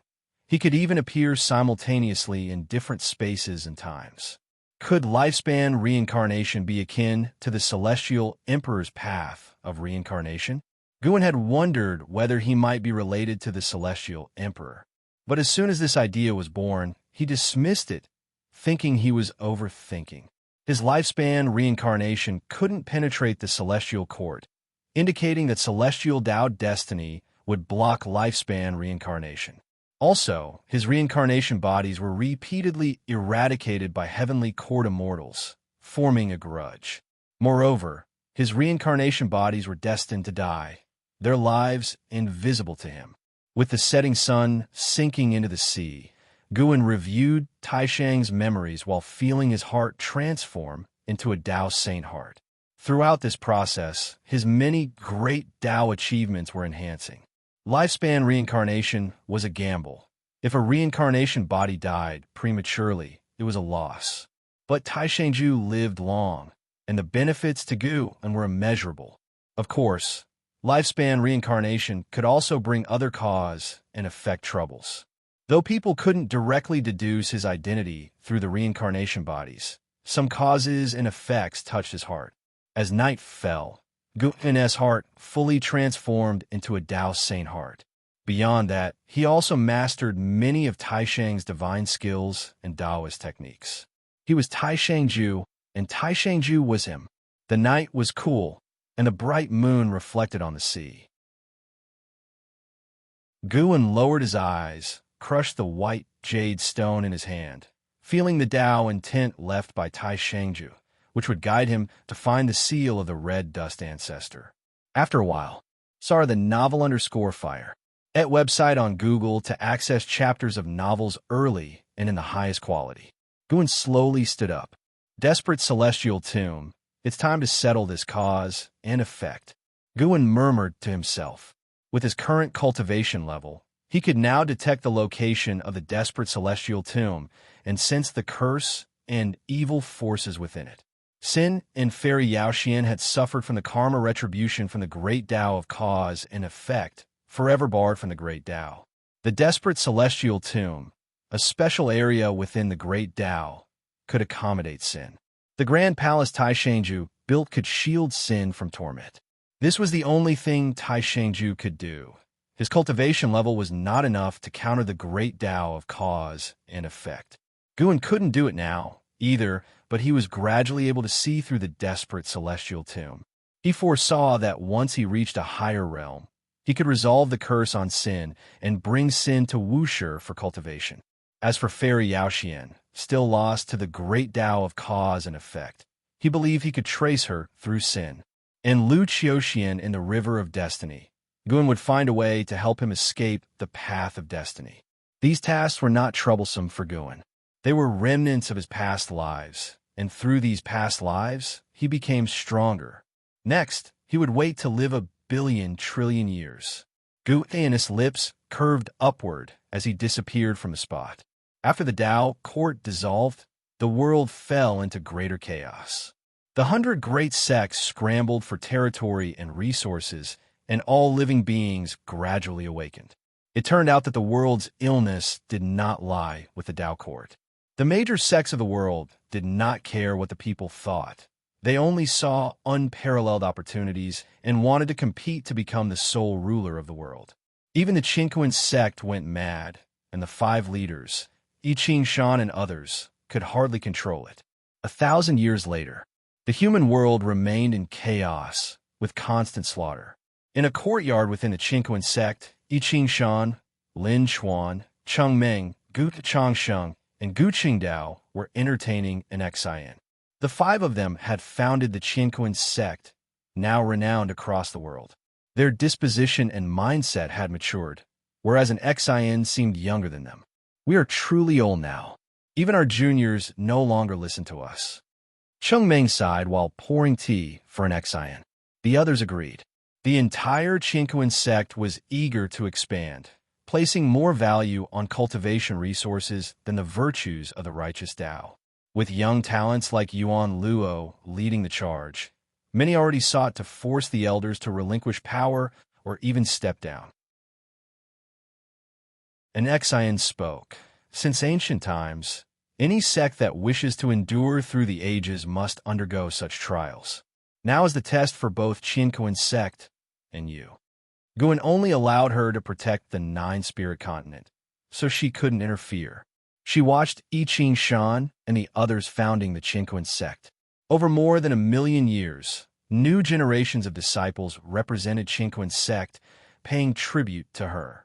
Through these disciples, she sensed the growth of the Qinquan sect. She regretted the fate that awaited it, but wouldn't alter it. Forget it, we are tired. We founded the sect to seek revenge and rebuild our homeland. Now that these wishes are fulfilled, it's time to let go. I Ching Shan said with emotion, and the others agreed. They were truly weary and wanted to focus on their cultivation. An Xian did not refute. Perhaps it was the best outcome. I Ching Shan hesitated for a moment, then looked at an Xian and asked, "Senior, we've always wanted to know about our master situation. Is he well?" Back then, they came here knowing Gu and was in seclusion. They thought, like them, Guan was under Nzin's protection. After more than 1,000,000 years, Guan often went to Qinquan sect, but never met them. They could never forget the master who taught them immortal cultivation in their youth. Though they no longer remembered his face, his figure remained etched in their minds. An Xian put down her teacup and, under their expectant gaze, said, "He is well." These 3 words brought great joy to the 5. Actually, he is my master too. He has never needed my protection. It is he who protects me. By that, I can be considered your senior sister, an Xian calmly explained. These words left I Ching Shan and the others stunned. They witnessed Nzin's strength, but did not know how powerful Guan was, as he once told them his realm was only the foundation establishment realm. If you find any errors, ads pop up, ads redirect, broken links, non-standard content, etc., please let us know report so we can fix it as soon as possible. Chapter 715. Guan turned out to be Nzin's master. This fact deeply shocked I Ching Shan and the other 4, their emotions unable to settle for a long time. It turns out that the master has always been here, secretly supporting them. They were filled with gratitude, and Cheng Meng's tears gushed out uncontrollably. I Ching Shan took a deep breath. He did not question Nzin's words, but instead asked, "Can we enter Wushi to cultivate, serving the old master?" The other 4 snapped back to reality, looking toward an Xian with anticipation. An Xian smiled and said, "I can't decide on this matter. I need to ask my master. You should first deal with the Qinquan sect. Once you enter Wushi, coming out won't be so easy." I Ching Shan and the others naturally knew this, and they hurriedly agreed, promising to handle the aftermath of the Qinquan sect. Meanwhile, inside Wushi Taoist field, Guan was picking mature medicinal herbs, the ghost mother of ephemera following behind. Suddenly, a series of prompts appeared in front of Guan. Frowny face, your lifespan has broken through for the first time to 100 trillion years, beginning random upgrades of lifespan function. Your lifespan barrier function upgraded. Lifespan barrier upgraded successfully. Lifespan barrier. Consume lifespan to activate lifespan barrier. It can block all prying, perception, and deduction. The consumed lifespan is determined based on your cultivation aura and the required spiritual energy. The range of the lifespan barrier can be freely manipulated. As expected, it was an upgrade of function. Upgrading the lifespan barrier is indeed a good thing. Guan had long felt the lifespan barrier was too small. He wondered how large the new lifespan barrier could be and how much lifespan it would consume. The most important thing is he could prepare to break through. Guin didn't stop what he was doing, continuing to pick medicinal herbs, only stopping after he finished harvesting all the herbs in this medicine garden. Search * the novel, F. Ire. Net website on Google to access chapters of novels early and in the highest quality. All picked medicinal herbs were collected by the ghost mother of Ephemera. Seeing him finished, the ghost mother of Ephemera couldn't help but remark, "Master, what I most admire about you is your perseverance. Whether it's writing, painting, or picking medicinal herbs, you can persist for so many years. Watching you pick herbs, I feel every move contains profound meaning, embodying the principles of the great Tao." Guin couldn't help but laugh and said, "Your ability to flatter has reached the transformation realm." "I wasn't flattering. I truly think so," the ghost mother of Ephemera said earnestly. After over 1,000,000 years together, she knew Guin was not a stern person, so she dared to speak her mind with him. The great Tao is everywhere. In anything done with persistence, you can sense the Tao. The primordial Tao Emperor perceives the path of natural Tao without fighting. Calming oneself to feel everything around is very important. Guin said sincerely, not speaking nonsense, for indeed the Tao is omnipresent, and the Wuxia Taoist field is filled with his Tao intent, making it easier to comprehend the Tao here. The ghost mother of Ephemera nodded and said, "I usually strive to understand the Tao and have not neglected cultivation. Although you join me not through good fortune, after spending so many years together, I've always seen your efforts. You should feel that I treat you like a disciple, right?" Guin said while stretching. The ghost mother of Ephemera nodded quickly and said, "Master's kindness to me, I've always seen it. Over 1,000,000 years, she has come to manage the medicinal herbs planting, with the third-generation disciples only assisting her. These treatments made her understand Guin indeed valued her, proving her efforts have moved him." The two chatted casually as they moved forward, with the ghost mother of Ephemera cherishing such opportunities. An hour later, Guin finally left Wuxia Taoist field alone. He walked in the woods on the edge of the Qinquan sect, silently practicing lifespan breakthrough. You have activated lifespan breakthrough function, and based on your current realm, the following breakthrough sites are selected for you. 1. Path of the Great Tao. 2. War Spirit Holy Mansion. 3. Hongming Great World. 4. Deep Domain. 5. Jiuhong Great World. 6. Endless Tao Mountain. 7. Boundless Yin Yang Inverted Realm. 8. Final End. 9. Supreme Origin Forest. Some places appear before, and some were seen for the first time. Unheard of. Guin first thought that the foundations of Path of the Great Tao, War Spirit Holy Mansion, Hongming Great World, and Endless Tao Mountain are terribly frightening, capable of nurturing beings surpassing Tao Extreme Daoyuo Immortal. Like the Great Thousand World, it simply couldn't bear his breakthrough. Now he felt the celestial spirit Great World was fragile. If he sneezed hard enough, the celestial spirit Great World would shatter. Not just the ground beneath him, the entire universe couldn't withstand his power. Thinking it over, Guin decided to go somewhere new. After all, lifespan breakthrough would transport him to a safe place. Guin's gaze fell on the 9th option, Supreme Origin Forest, which had appeared before. It was worth checking out. Boundless Yin Yang Inverted Realm and Final End sounded dangerous and strange. Better not to test them. Guin decided. Teleporting to Supreme Origin Forest requires consuming 10 billion years of lifespan. Continue. Guin made the choice, his figure disappearing from the original spot. After a long-awaited state of no sensation, Guin opened his eyes, immediately activated lifespan barrier, then began to observe his surroundings. He stood above a silver blue cheese sea, with gigantic silver trees towering in front of him.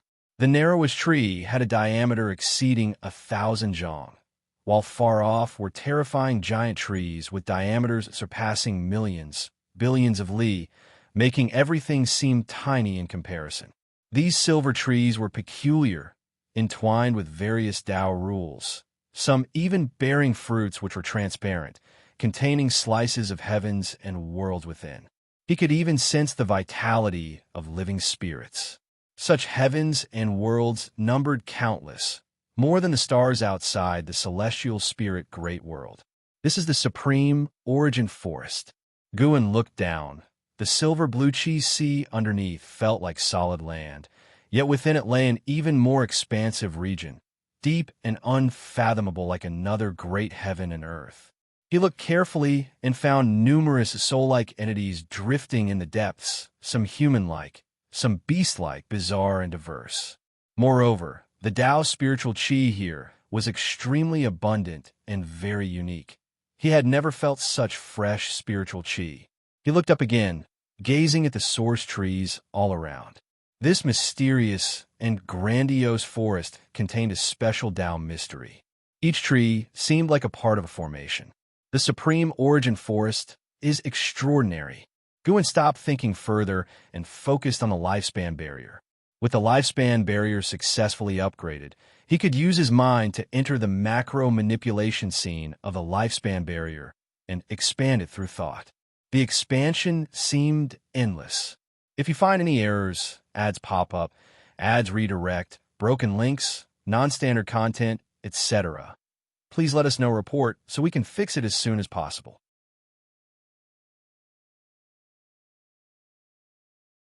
Chapter 716. Breakthrough to Xian Qi Primordial Immortal Gu and fumbled around the lifespan barrier at the original spot, eventually expanding the barrier to cover an area equivalent to that of the 9-spirit continent. He called up his attribute panel and invested 100 billion years of lifespan into his physique. Using 400 billion years of lifespan, the primordial reincarnation undying body upgraded to the primordial Tao creation body, but even 1,000 billion years wouldn't be enough for the next advancement. This time, he didn't plan to enhance himself comprehensively, but instead focused entirely on his cultivation level. The reason for upgrading his physique was to observe how quickly the lifespan barrier now consumed lifespan. Numerous prompts quickly appear before his eyes. The 100 billion years of lifespan did not upgrade his physique. Since he already invested in it, he had to succeed. Guin continued to invest lifespan, putting in increments of 100 billion years each time. This investment turned out to be much greater than he anticipated, rapidly surpassing 1 trillion years, making him somewhat regretful. The leap was too significant, from 400 billion years of lifespan to 1 trillion years of lifespan. Guin suddenly felt that even 1 quadrillion years of lifespan wasn't that much. Eventually, the primordial Tao creation body transformed into the primordial infinite creation Tao body, totaling 5 trillion years of lifespan consumed. From 400 billion years to 5 trillion years, an increase of over 100 times. Just for the addition of infinite. Guin took a deep breath, and the Tao spirit qi of the supreme origin forest began to surge violently into his body. He fixed his gaze on the lifespan barrier, watching the lifespan numbers flash by rapidly. Though faster, the consumption was still within an acceptable range. Before long, numerous Tao insights penetrated his mind, forcing his consciousness to sink into the comprehension of the Tao. The lifespan barrier extracted Tao spirit qi from the supreme origin forest, causing various phenomena to manifest. Tao spirit winds howling through each source tree, while the blue qi sea below surged ever more intensely. An hour later, Guin successfully transformed into the primordial infinite creation Tao body. He opened his eyes to find the supreme origin forest still in turmoil, with countless blue stars swirling around each source tree, illuminating the entire world. Not seeing other beings, he focused on the lifespan consumption of the barrier. 3,000 billion years of lifespan. Still acceptable. He now had 940 trillion years of lifespan remaining, though inexplicably he felt a slight sense of crunch. Taking a deep breath and clearing his mind, he began to invest lifespan into his cultivation level.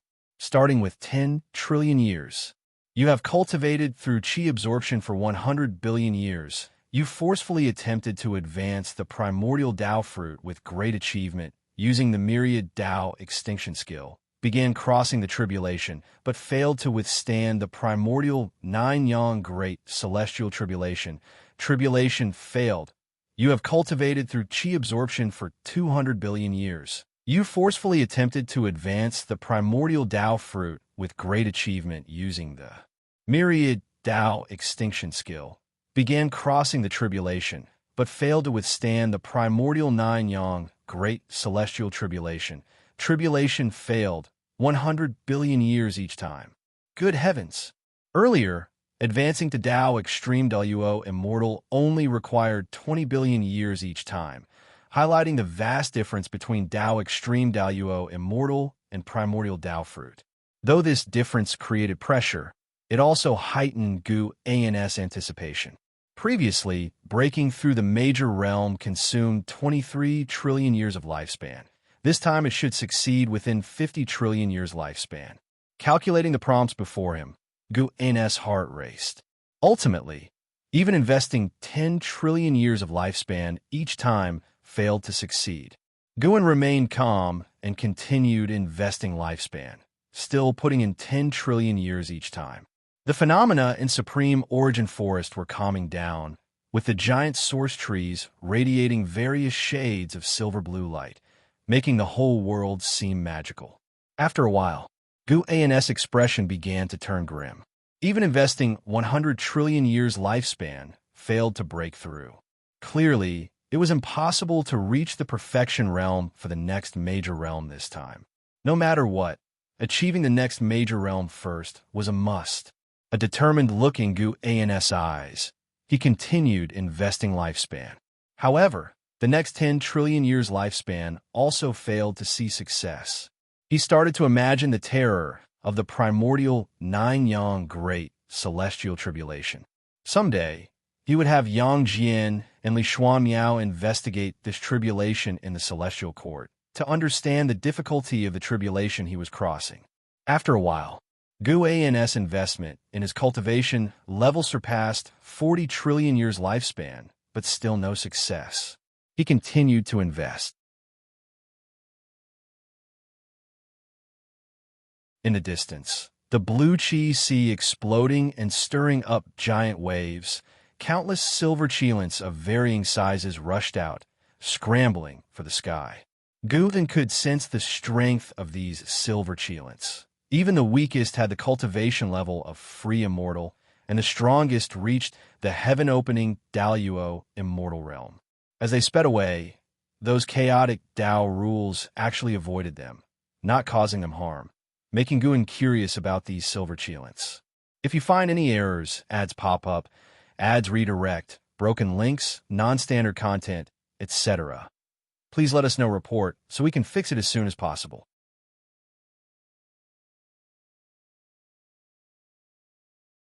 Chapter 717. My name is Guan Gu, and watched the group of silver Qilin for a moment. Then his consciousness was drawn to the enlightenment of the great Tao breakthrough, and he quickly entered a state of enlightenment. Primordial Tao fruit.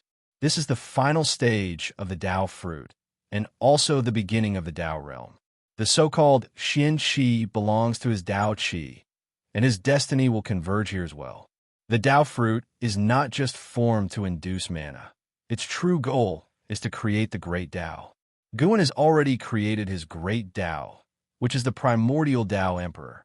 In the unseen, the word primordial has long been inspiring him. The ultimate of Tao is primordial. As Guan comprehended the primordial, he returned to the starting point of each of his lives, repeating his life endlessly. In his past life on Earth Huaxia, he was just an ordinary person, growing up stumbling, working an ordinary job, marrying, having children, and living a life like most people. As Chu Lu, Xiao, Shantian, Long Zhan, Black Profound Emperor, Lu Hanxi, he lived the rugged and arduous life of immortal cultivation. As Ji Shi, he lived an adventurous life of battles, fighting continuously from the moment he gained awareness, constantly breaking through in battles, traveling to different worlds and realms for battles, never stopping until death. As Yang Xian, he was obsessed with sword Dao, living only for the sword. As Emperor of Eternal Life, he could not achieve eternal life due to his obsession, and the repetition of his life left Gu in deeply exhausted. As Taishang Ju, he was like a true cultivator, carefree before offending the celestial court, traveling across the heavens, making good friends, experiencing enmities and lovers' feuds, even reincarnating, meeting immortals, going to the 9 netherworlds, and even beyond the great Tao. The breakthrough of lifespan could be completely digested within an hour, but Guan, immersed in reincarnations, seemed to fall into a permanent sleep. When he opened his eyes, his appearance had not changed, but his overall aura had undergone a tremendous transformation. He was no longer a Dao Extreme Daoyuo Immortal, but a Xianqi Primordial Immortal. Opening his eyes again, everything in the Supreme Origin Forest had changed in his eyes. He saw the end of the Supreme Origin Forest, where a blue chi sea flowed down, falling into endless darkness. Everything in the Supreme Origin Forest was in his eyes, including those hiding in the shadows. The powerful existence he had previously startled was a Xianqi Primordial Immortal. Although he couldn't determine if the other's cultivation level was higher than his, the other did not make him feel in danger. Apart from this Xianqi Primordial Immortal, the second strongest in the Supreme Origin Forest was a Miaozhan Daoyuo Immortal, the Realm Master of the Supreme Origin Forest, ruling over countless living beings, all of whom lived far away. The lifespan breakthrough had transported Guan far from them. Guan could see through their cause and effect. The Xianqi Primordial Immortal was the one who created the Supreme Origin Forest. Of course, this world was not created by the Xianqi Primordial Immortal. He merely opened those source trees, subduing the Dao spiritual qi of the world under the trees. Those silver qilin were Dao source qilin, divine beasts raised by the Xianqi Primordial Immortal. Of course, neither the Dao source qilin nor those living beings knew of the Xianqi Primordial Immortal's existence. Like-minded people, reclusive in the world. Guan withdrew his gaze and lowered his head to look at his hands. So strong, unbelievable that I could become this powerful, Guan murmured to himself. At this moment, he felt invincible. He could even sit here and gaze at the 3,000 great worlds, the celestial spirit great world, misty immortal court, and desperate celestial tomb all in his view. Countless parallel worlds, little worlds of varying sizes formed by intertwining cause and effect, all presented before him, enough to drive those immortals insane. Guan looked at his lifespan. This breakthrough had consumed more than 20 trillion years of his lifespan, leaving him with less than 30 trillion years. Breaking through to the perfection realm seemed impossible. But another minor realm breakthrough should not be difficult. Guan began to invest his lifespan into his cultivation level. He spent 19 trillion years of his lifespan and successfully reached the mid-stage of the Xianqi Primordial Immortal Realm. Opening his eyes again, the Dao rules of the Supreme Origin Forest were still rampant. Countless Dao source qilin and cultivators patrolling everywhere, but as vast as this realm was, they never passed over Guan's head. Guan looked at his lifespan, now less than 6 trillion years. Search the novel Fire, NE*T website on Google to access chapters of novels early and in the highest quality. Let's stop here. Guan stood up, looking in the direction of the Xianqi Primordial Immortal. He didn't plan to make acquaintances with the other. His breakthrough needed to be kept hidden. Although it needed to be hidden, the leap in strength gave him more confidence to deal with any trouble the Celestial Court might bring. He could already see the location of the Celestial Court, where the Celestial Dao destiny was vast and scorching, sacred and inviolable. Guan silently activated the teleportation function of the lifespan breakthrough. In fact, he could just jump out directly, but there was a Xianqi Primordial Immortal here, and he feared leaving traces. He didn't want to gamble, because he could easily earn back this bit of lifespan. After returning to the celestial spirit great world, he didn't go back to the Taoist field of the beginningless, but stepped out of the outer heaven, arriving at the desperate celestial tomb. The desperate celestial tomb was still desolate, with dust everywhere, massive buildings buried by sand and wind, mysterious and ominous. Fairy Yaoxuan's 1,000-foot-long finger was still there, pierced into the ground. The original power within had disappeared, replaced by the sinister energy of the desperate celestial tomb. Guin raised his hand and placed the giant finger into his sleeve, then stepped towards a massive palace where Sin was hiding. This 1,000-foot-long finger would have descended upon the 3,000 great worlds in the future, bringing terrible catastrophe to all living beings. But now this fate had been changed. At least this finger would no longer affect the 3,000 great worlds. As Guin walked, the wind and sand swirled around him, unable to touch him. Sinister powers were brewing within the desperate celestial tomb, but they couldn't harm the Xianqi primordial immortal. He walked through this realm, completely unaffected. As he walked, he continued to comprehend the desperate celestial tomb. This realm buried an ancient skeleton, too long deceased for Gu and to determine its cultivation level. But from this point, it could be inferred it was likely the skeleton of a Xianqi primordial immortal. Otherwise, why would he need to reach the Xianqi primordial immortal level to be unaffected by this realm? Guin always felt that this Xianqi primordial immortal would revive again. The sinister power of this realm was spreading out from his skeleton, as if feeding on the blood and qi of living beings to prepare for resurrection. Of course, this matter had nothing to do with him. He was not interested in interfering with other cause and effect. As long as they didn't provoke him, he would not hinder their path of survival. Finally, he arrived in front of the massive palace where Sin lived. The door was slightly ajar, only a crack visible, but up close this crack also appeared very wide, the inside pitch black like a gateway to the 9 nether purgatory. He did not step into the palace, only waited at the crack of the door. Soon, footsteps came from the darkness. A young boy slowly poked his head out of the darkness, curiously looking at Guin, cautiously asking, "Who are you? Why are you here?"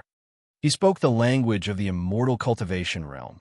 It seemed Fairy Yaoxuan's finger had helped him a lot. Guin showed a smile and said, "My name is Guin. I've come to take you home. If you find any errors, ads pop up, ads redirect, broken links, non-standard content, etc., please let us know report so we can fix it as soon as possible."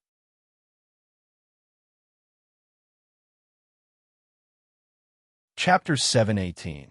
As the sun set and dusk enveloped the mountain range, Guin and Sin paced through the forest's edge, their shadows elongating under the slanting rays of the sun. Trailing behind Guin, Sin glanced left and right with wide-eyed curiosity. He was fascinated by every flower, plant, and tree, a stark contrast to the lifeless scenery of the desperate celestial tomb. Every now and then, Sin would look towards Guin, his eyes filled with wonder. Although he didn't know Guin, he felt an inexplicable warmth upon first sight.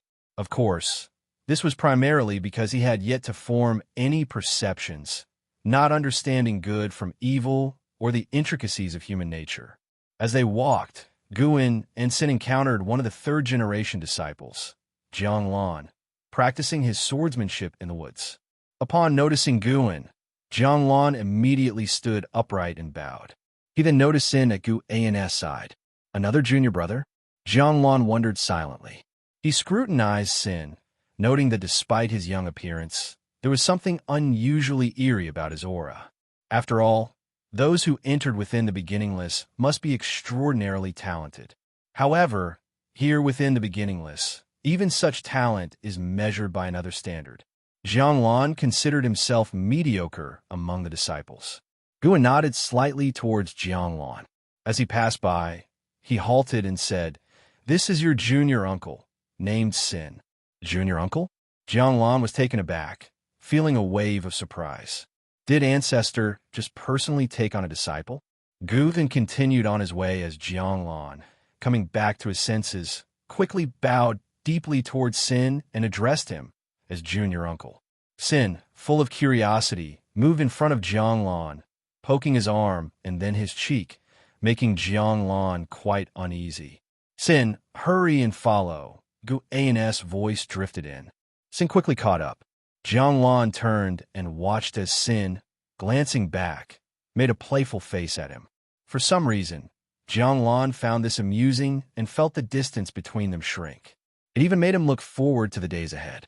With a new junior uncle, the future days within the beginningless seemed sure to be lively. Jianglan sheathed his sword and quietly followed them. S.E. the novel Fire. Net website on Google to access chapters of novels early and in the highest quality. As night fell, all the beginningless disciples gathered in Gu An's courtyard, making the place feel a bit crowded. Everyone curiously examined Sin. Even an Xian and Shunjun were surprised. They never expected Gu to take on a disciple. Sin, not yet understanding what it meant to be nervous or uneasy, curiously scanned the crowd despite their stares.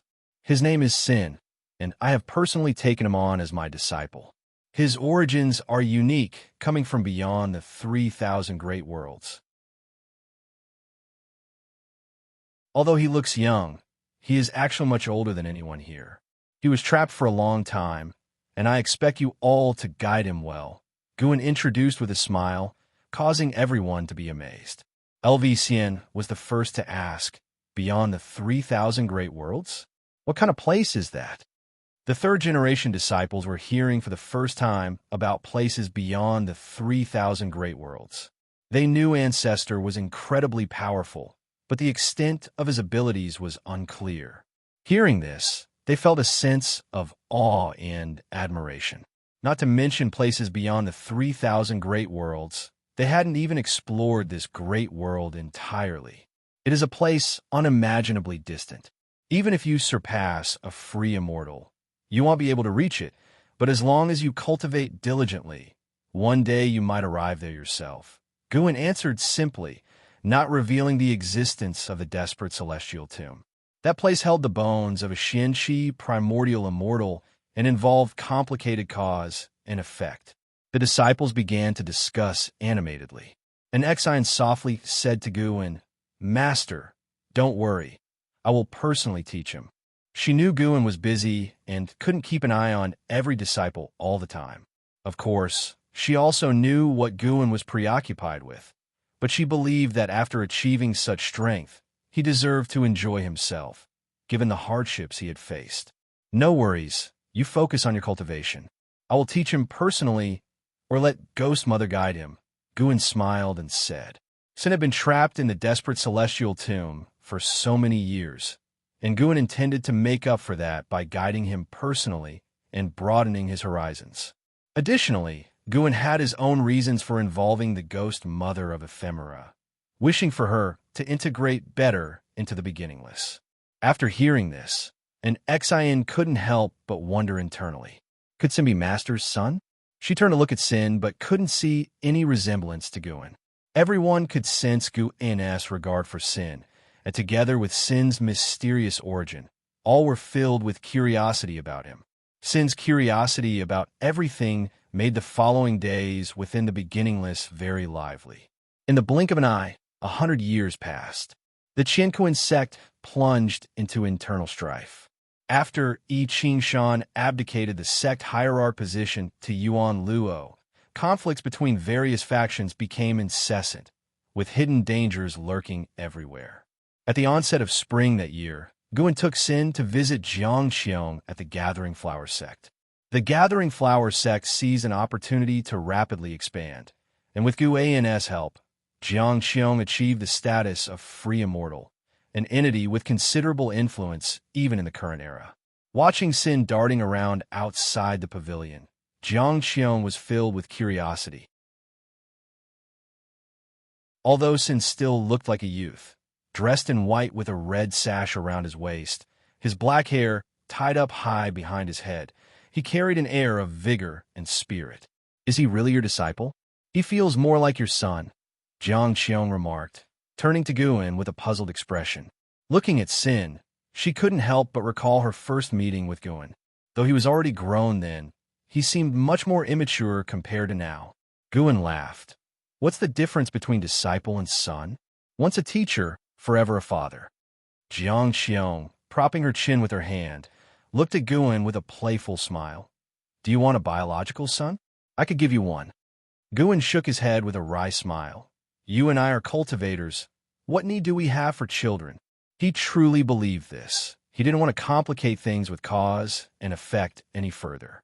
Unlike disciples, one can't sever ties with one's children so easily.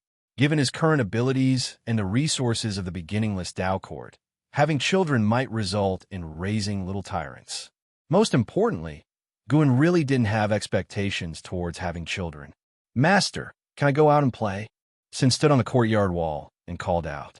Guan replied, Go ahead, but don't wander too far. Just as Jiang Qiong was about to speak, Sin vanished from the courtyard wall.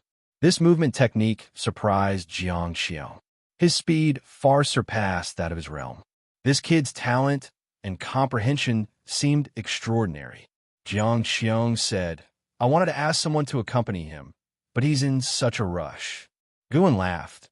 Don't worry, this kid won't get into trouble. It's good he's out. It gives me the chance to instruct you personally. Jiang Qiong's face lit up with a smile, her eyes narrowing to crescent moons. Actually, I do have some confusions that need your guidance. As she spoke, her hand gently rested on Guan's leg. If you find any errors, ads pop up, ads redirect, broken links, non-standard content, etc., please let us know report so we can fix it as soon as possible.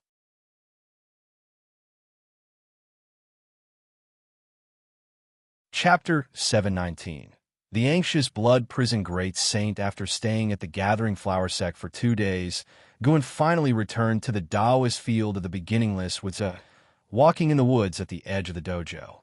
Zue hopped and skipped beside Guan. Master, when are we going back to the Gathering Flower Sect?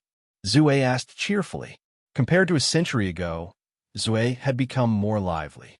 He was already at the Nirvana realm in cultivation and had officially embarked on the path of immortal cultivation. Fairy Yao Xian had left him some power, which Guan had sealed to prevent karma retribution from the great Tao. Why? Have you found a girl you like? Guan asked with a smile. Even without Jiang Qiong's arrangements, Zue had quickly made friends with several female disciples of the Gathering Flower Sect in just 2 days. Mainly because he was handsome and young, he attracted the attention of female cultivators wherever he went. He wasn't shy and could chat with anyone. Zue tilted his head and replied, Those little sisters are indeed very cute, and I enjoy interacting with them.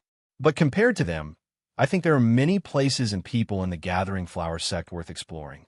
He wasn't immature. He was just accustomed to his physical form, so he maintained this appearance. His mind was constantly growing, and he understood the feelings between men and women, but he had no interest in such relationships. Guan could hear his thoughts. This kid just wanted to have fun. Then you need to cultivate diligently. If you perform well, it'll take you there again in the future. Guan replied with a smile. Master, you're the best. Zue immediately became happy and hugged Guan's arm, excitedly talking about what he had seen and heard in the past 2 days. After walking for a while, Zue suddenly noticed someone. It was a young woman who was injured and leaning against a large tree, cultivating energy to heal herself. Hearing the conversation and laughter between Guan and Zue, she opened her eyes and looked wary. Guan pretended not to see her and continued forward. As they got closer, the young woman grew increasingly nervous. Zue also stopped talking and curiously looked at the young woman. It was only when Guan passed by her that she secretly relaxed. Seeing that Guan didn't say anything, Zue didn't ask further questions. After the two of them disappeared at the end of the woods, the young woman finally completely let go of her stress. Wait, this is a forbidden area. Are they people from the beginningless? The young woman thought to herself. A sudden impulse to chase after them arose. She was being pursued and had fled here. If she could get help from the beginningless, she might escape from this ordeal. As soon as this thought was born, a surge of unexplained fear rose in her heart. making her quickly give up the idea. On the other side, Guin and Zue stepped into the dojo's range. Although Zue's cultivation level wasn't high, he could feel the sudden surge of spiritual energy, and he knew he was home. Master, that person just now seemed injured. Is there a problem with the Qinquan sect? Zue couldn't help but ask. He had been to the Qinquan sect before, but hadn't sensed the internal conflicts of the sect.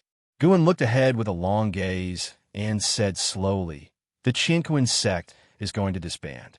Our dojo will become larger in the future. Are you happy? What's there to be happy about with it becoming larger? Master, there's so many people on this continent. Are you going to drive them away?" Zue pursued. "What do you hope I should do? I hope you will let them stay. This way, the beginningless will become more lively. Of course, this is just my idea. If you fear disturbance in cultivation, then drive them away." Zue replied.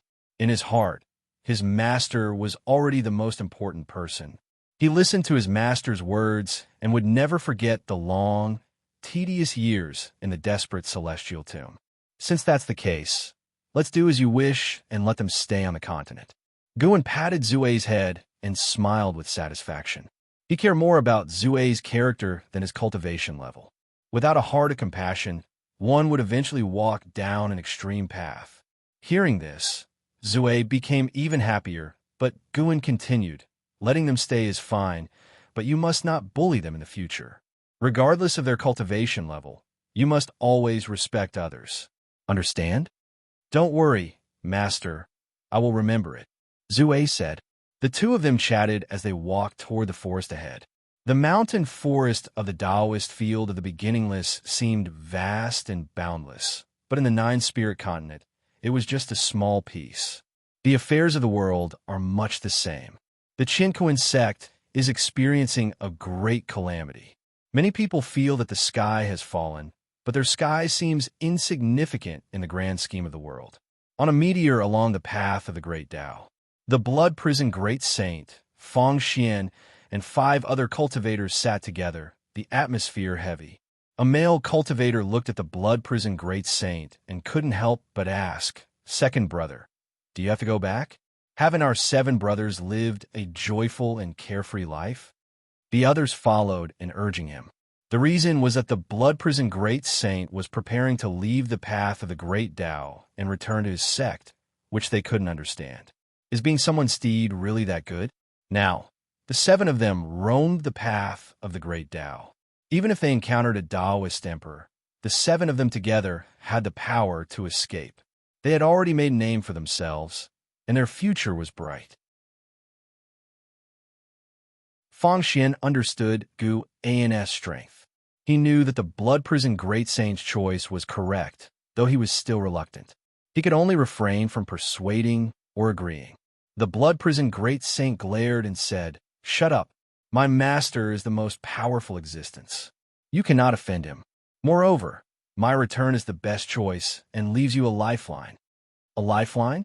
Why?" another cultivator asked.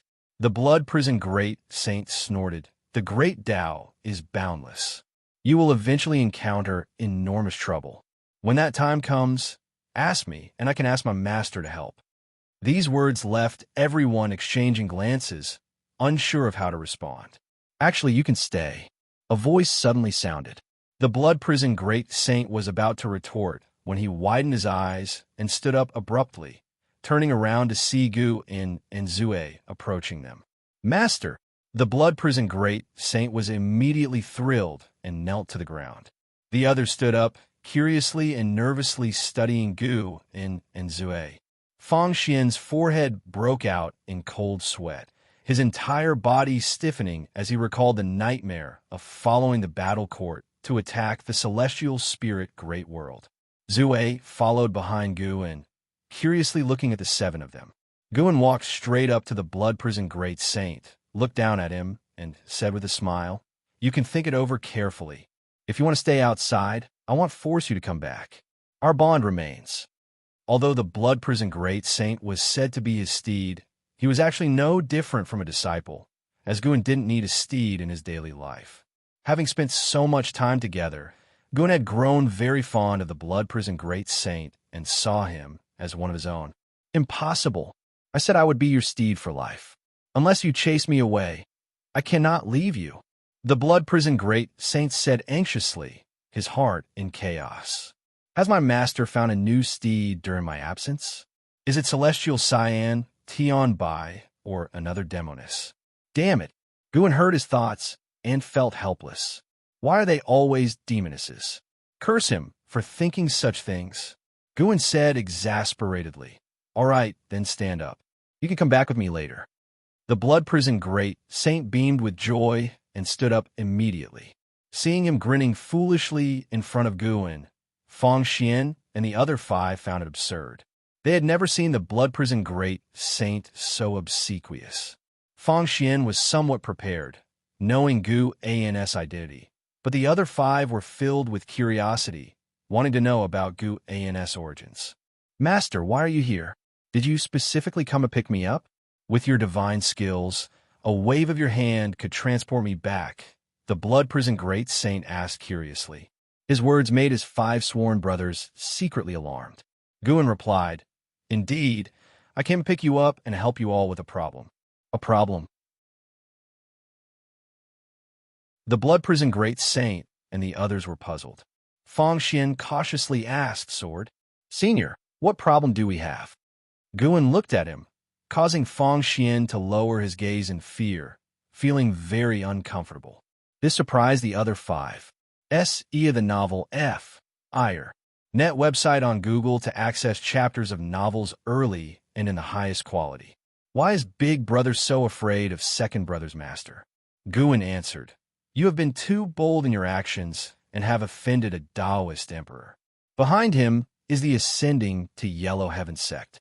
This void has already been sealed. You have nowhere to escape. If you find any errors, ads pop up, ads redirect, broken links, non-standard content, etc., please let us know report so we can fix it as soon as possible.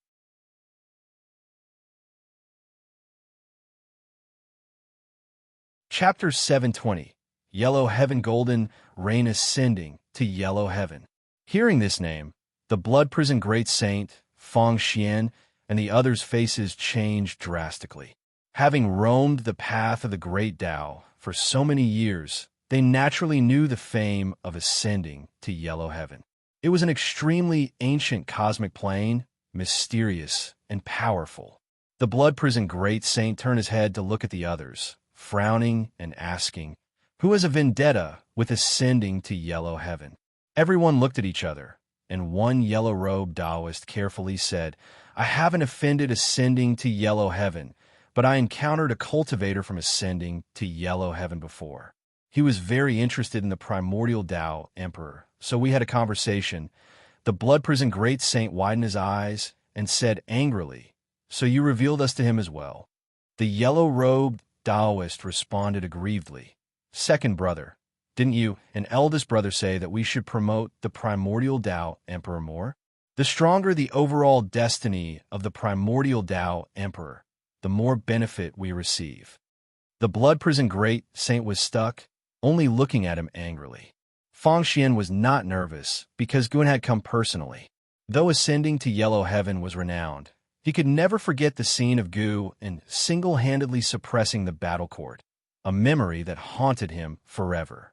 Master, will you help us teach ascending to Yellow Heaven a lesson? The blood prison great saint turned to Guin, asking expectantly. If Guin could take action, it would greatly boost his reputation. He often boasted to his brothers about his master's strength, but seeing is believing, and he wanted to show his brothers their master's power. Most importantly, the master was taking action for him, proving that he had chosen the right person to follow. The others also looked at Gu and, even though they didn't know how strong he was. However, over the long years, they often heard the blood prison great saint boast about the strength of the Lord of Wuxia, which piqued their curiosity. Moreover, Guin said that ascending to Yellow Heaven had already surrounded this void, yet he could sneak in unnoticed, which indicated his confidence in confronting ascending to Yellow Heaven. Guin did not answer the blood prison great saint, but instead introduced Zue to him.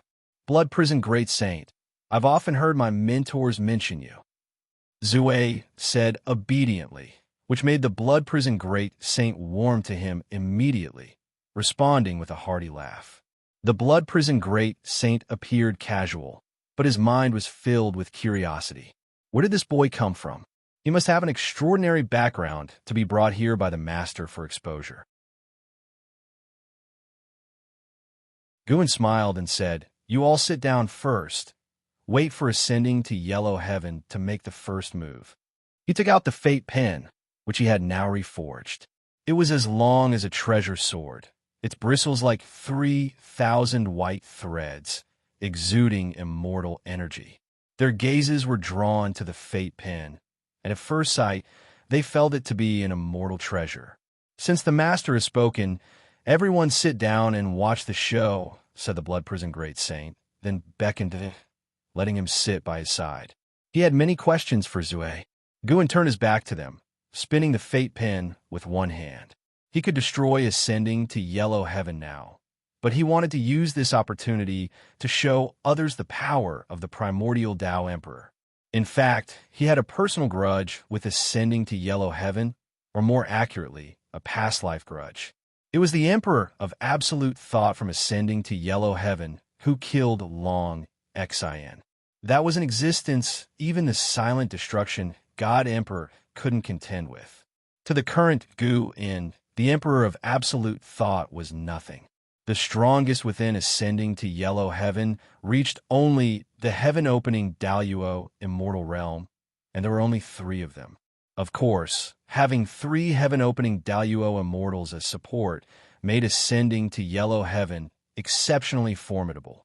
Besides the Daluo immortals, ascending to yellow heaven had over 100,000 golden immortals. To know, most celestial gods guarding the great thousand world only reach the innate golden immortal realm. By comparison, one can see how terrifying ascending to yellow heaven's foundation was.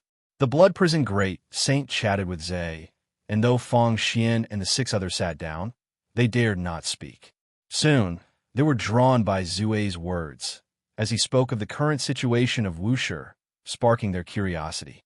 As time ticked away, an hour later, the blood prison great saint turned his head to Guin, about to ask where ascending to yellow heaven was, when suddenly, a dark yellow light screen descended from the darkness at the top of the void. It moved so fast that it quickly enveloped the void they were in. The meteor under their feet seemed like a tiny speck of sand within the light screen, insignificantly small. Everyone's faces changed dramatically, rising to their feet, looking up. Sir the Novel Fire, net website on Google to access chapters of novels early and in the highest quality. Within the dark yellow light screen, they saw golden rain falling from the top of the universe, growing heavier. As it was about to fall on the meteor, the golden rain turned to mist, quickly dispersing, ascending to yellow heaven's yellow heaven golden rain. This rain has extremely strong corrosive properties, capable of annihilating both the soul and form of a being. At the same time, it can imprison time and space, locking cause and effect, making it impossible for the enemy to escape. Feng Xian said, his tone heavy, eyes filled with tension. Even though he had full confidence in Guin, seeing the legendary yellow heaven golden rain still made him feel uneasy, a primal response to the terrifying power. As the golden mist spread, the cosmos brightened, but the area around the meteor became hazy and eerie. Looking around, they could see no exit. The speed at which the yellow heaven golden rain descended was incredibly fast. They felt the weight pressing on their flesh and souls, as if an invisible giant mountain was crushing them, making it hard to breathe. Zue, however, was not nervous, only curiously observing his surroundings. After leaving the desperate celestial tomb for so many years, he had seen battles and slaughter, but he had never seen his master fight. This filled him with anticipation. 2 primordial Tao emperors. I come today, hoping not to disturb you. A vast and commanding voice echoed through the cosmos. As the words fell, terrifying figures appeared in the golden mist surrounding the meteor. Dragon and phoenix shadows, and other figures resembling Chilants and Suanis flew by. A majestic figure appeared before them, like a creator god overseeing all beings from outer heaven, exuding an overwhelming sense of pressure, making people instinctively want to kneel. The Blood Prison Great Saint was secretly shocked. Having achieved the realm of a primordial Tao emperor, he had even fought against the heaven-encompassing free Immortal. Though he wasn't a match, he had never felt despair. This mysterious and majestic figure gave him an unbeatable feeling. This aura was stronger than when he faced Gu and in the battle court. Fang Xian also compared the aura with Gu An's previous display, feeling a bead of sweat for Guan. The one coming was immensely strong. Countless terrifying figures flew within the golden mist, like pets raised by the majestic figure, countless in number, surrounding the meteor where Gu En and the others were, blocking all directions. The Blood Prison Great Saint, seeing Guan remain silent, shouted loudly, "Seniors of ascending to yellow heaven, we have not offended you." He used the respectful form, showing his inner tension. He feared neither heaven nor earth, but that depended on the situation and opponent. The mysterious figure before him had the most terrifying aura he had encountered in all his years. Even as a primordial Tao emperor, he had no will to fight. If you find any errors, ads pop up, ads redirect, broken links, non-standard content, etc., please let us know report so we can fix it as soon as possible.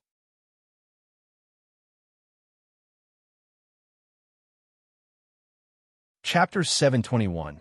Smiting Enemies with a Stroke of the Pen.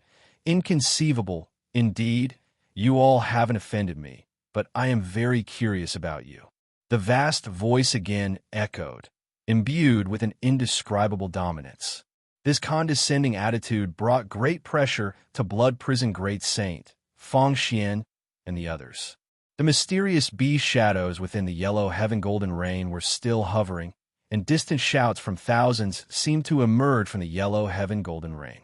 Just as Blood Prison Great Saint was about to speak, Guan looked up, and he immediately shut his mouth, not responding further. Everyone else also looked towards Guan, waiting for the upcoming battle. Sinner tilted his head, his gaze toward the majestic figure in the distance, filled with curiosity. Compared to the upcoming battle, he was more curious about the opponent's cultivation level. To those ascending to yellow heaven, take this moment before the battle starts to retreat. Cultivating for thousands and thousands of lifetimes isn't easy. Don't let your path end in vain. Gu An's voice rang out, though not as imposing as the majestic figures, but clear and understandable to everyone present. Upon these words, the shouting within the yellow heaven golden rain ceased. The entire void fell into silence. That majestic figure looked down, gazing at Guan, seemingly astonished by his words, surprised that someone dared to address him in such a manner. "Do you know my name?" The vast voice sounded again, filled with a teasing tone. Guan chuckled. "What? Fellow Taoist wants to report your realm to pressure me." He had just recently broken through and was eager to show his divine skills. He had already reached the Xianqi primordial immortal realm. Even if he had concerns, such existence wouldn't be the one in front, nor within ascending to yellow heaven. Among the myriad causes and effects in ascending to yellow heaven, even the strongest beings invited here were mere ants before him. It seems you have some backing. In that case, I'll give you a chance. Tell me, which force or divine being makes you so confident in facing ascending to yellow heaven? The vast voice inquired, seemingly cautious, yet filled with ridicule. If Blood Prison Great Saint and others truly had significant backing, they wouldn't have suffered multiple serious injuries in the past hundreds of thousands of years and stayed hidden here. Ascending to yellow heaven was interested in primordial Tao Emperor, but never acted rashly. They had observed Blood Prison Great Saint and others, confirming they didn't have a significant background like Xuanji Emperor before making a move. Moreover, judging from the seven's causes and effects, they never deduced them up to golden immortals, merely a group of lucky great world cultivators. If you still refuse to retreat, they'll assume you are hopelessly stubborn. Guin didn't answer the vast voice's inquiry, but warned again. The vast voice laughed in anger. This universe has already been sealed by us. You can only rely on yourselves now. Though you have hidden your aura, if you have the ability to take them away, why not leave directly? With these words, the countless shouts within the yellow heaven golden rain erupted again. The divine beast shadows accelerated, ready for battle at any moment. The golden mist surrounding Meteor began to churn violently, causing Meteor to tremble, as if it might shatter at any moment. Blood Prison Great Saint, Feng Xian, and the others grew tenser, staring at the majestic figure, unable to imagine the upcoming battle. Even if Guin could win, it would likely be a fierce battle. They wondered if they could endure it. Guin shook his head, having already advised. Since the opponents sought death, he could only reluctantly accept their lifespans. Since it's come to this, let me personally teach you. The vast voice sounded again. A terrifying intensity suddenly erupted. However, before he could finish speaking, Guin suddenly raised the fate pen, drawing a stroke towards the sky like a drunken poetry, Immortal splashing ink across the sky. With just a stroke, the golden mist before him scattered instantly. The true forms of true dragons, phoenixes, cheilants, and other divine beasts began to appear and then turn to ashes, revealing the majestic figure's true form. A middle-aged man in a large black robe, larger than the entire meteor, his eyes like stars. Facing Guin's stroke, he had no time to react, merely widening his eyes instinctively. Boom! His majestic body exploded into ash, as the yellow heaven golden rain scattered, resembling a vast golden ocean split open, forming two magnificent golden streams in the universe, like the opening of the universe's eyes. You have successfully seized 190,872,902,371 years of life from Immortal Emperor Bu Yuan, late stage of heaven balancing golden immortal realm. You have successfully seized 280,111,904 years of life from bloodthirsty, profound flood dragon, mid-stage of heaven-encompassing free immortal realm. You have successfully seized 170,892,417 years of life from Chun Tao, perfect innate golden immortal realm. You have successfully seized 31,823 years of life from Taiga Chonglin, early stage of profound Yuan free immortal realm. Countless notifications frantically popped up before Guin's eyes. The majestic figure speaking to him was precisely Immortal Emperor Bu Yuan. The one who came wasn't the true form of Immortal Emperor Bu Yuan, but Guin's fate pen was a supreme treasure of cause and effect, erasing the true form hidden within, ascending to yellow heaven along with him. Not only Immortal Emperor Bu Yuan, but also thousands of great cultivators from ascending to yellow heaven guarding beyond the universe were slaughtered by him. Being enemies, Guin certainly wouldn't be merciful. The yellow heaven golden rain quickly dissipated, and the trembling meteor began to regain peace. All fell silent. Blood Prison Great Saint, Feng Xian, and the others were left dumbstruck. Even having witnessed Guin's battles before, they were deeply shaken. Sinner's expression wasn't as exaggerated, but his eyes shone brightly, fists clenched, body trembling with excitement. Guin turned, looking at Blood Prison Great Saint, smiled. The trouble is resolved. Let's go. Sinner instantly flashed to his side. Blood Prison Great Saint snapped out of it, running over, carefully asking, Master, didn't you mention this universe being surrounded by ascending to yellow heaven? What about the enemies beyond the universe? The others snapped out of it too, nervously looking at Gu and waved his sleeve, taking Blood Prison Great Saint and Sinner away, but his voice still lingered, reaching Feng Xian and the six others. No need to worry, they are all dead. Hearing this, Feng Xian and the six felt incredulous once more. A cultivator raised his hand instinctively, mimicking Guin's stroke, feeling as if in a dream. Ia, the novel fire, T website on Google to access chapters of novels early and in the highest quality. Just one stroke. How high is second brother's master's cultivation? The yellow-robed Taoist couldn't help exclaiming. The others began to open up, expressing their excitement. Fang Xian recalled those nightmare-like experiences, his heart now filled with curiosity. What kind of existence is the supporting Tao sword venerable? Could he be an immortal god, descending to the human world for leisure? Ascending to yellow heaven, colossal to the 3,000 great worlds, seemed insignificant before the legendary celestial court. Fang Xian took a deep breath, not joining the discussion with his brothers. He gazed into the distance, the two golden streams still lingering in the void, evidence of the previous events. He suddenly had a thought. Perhaps the Blood Prison Great Saint's choice was right. If they meet again, Blood Prison Great Saint's cultivation might very well surpass his. If you find any errors, ads pop up, ads redirect, broken links, non-standard content, etc., please let us know. Report so we can fix it as soon as possible.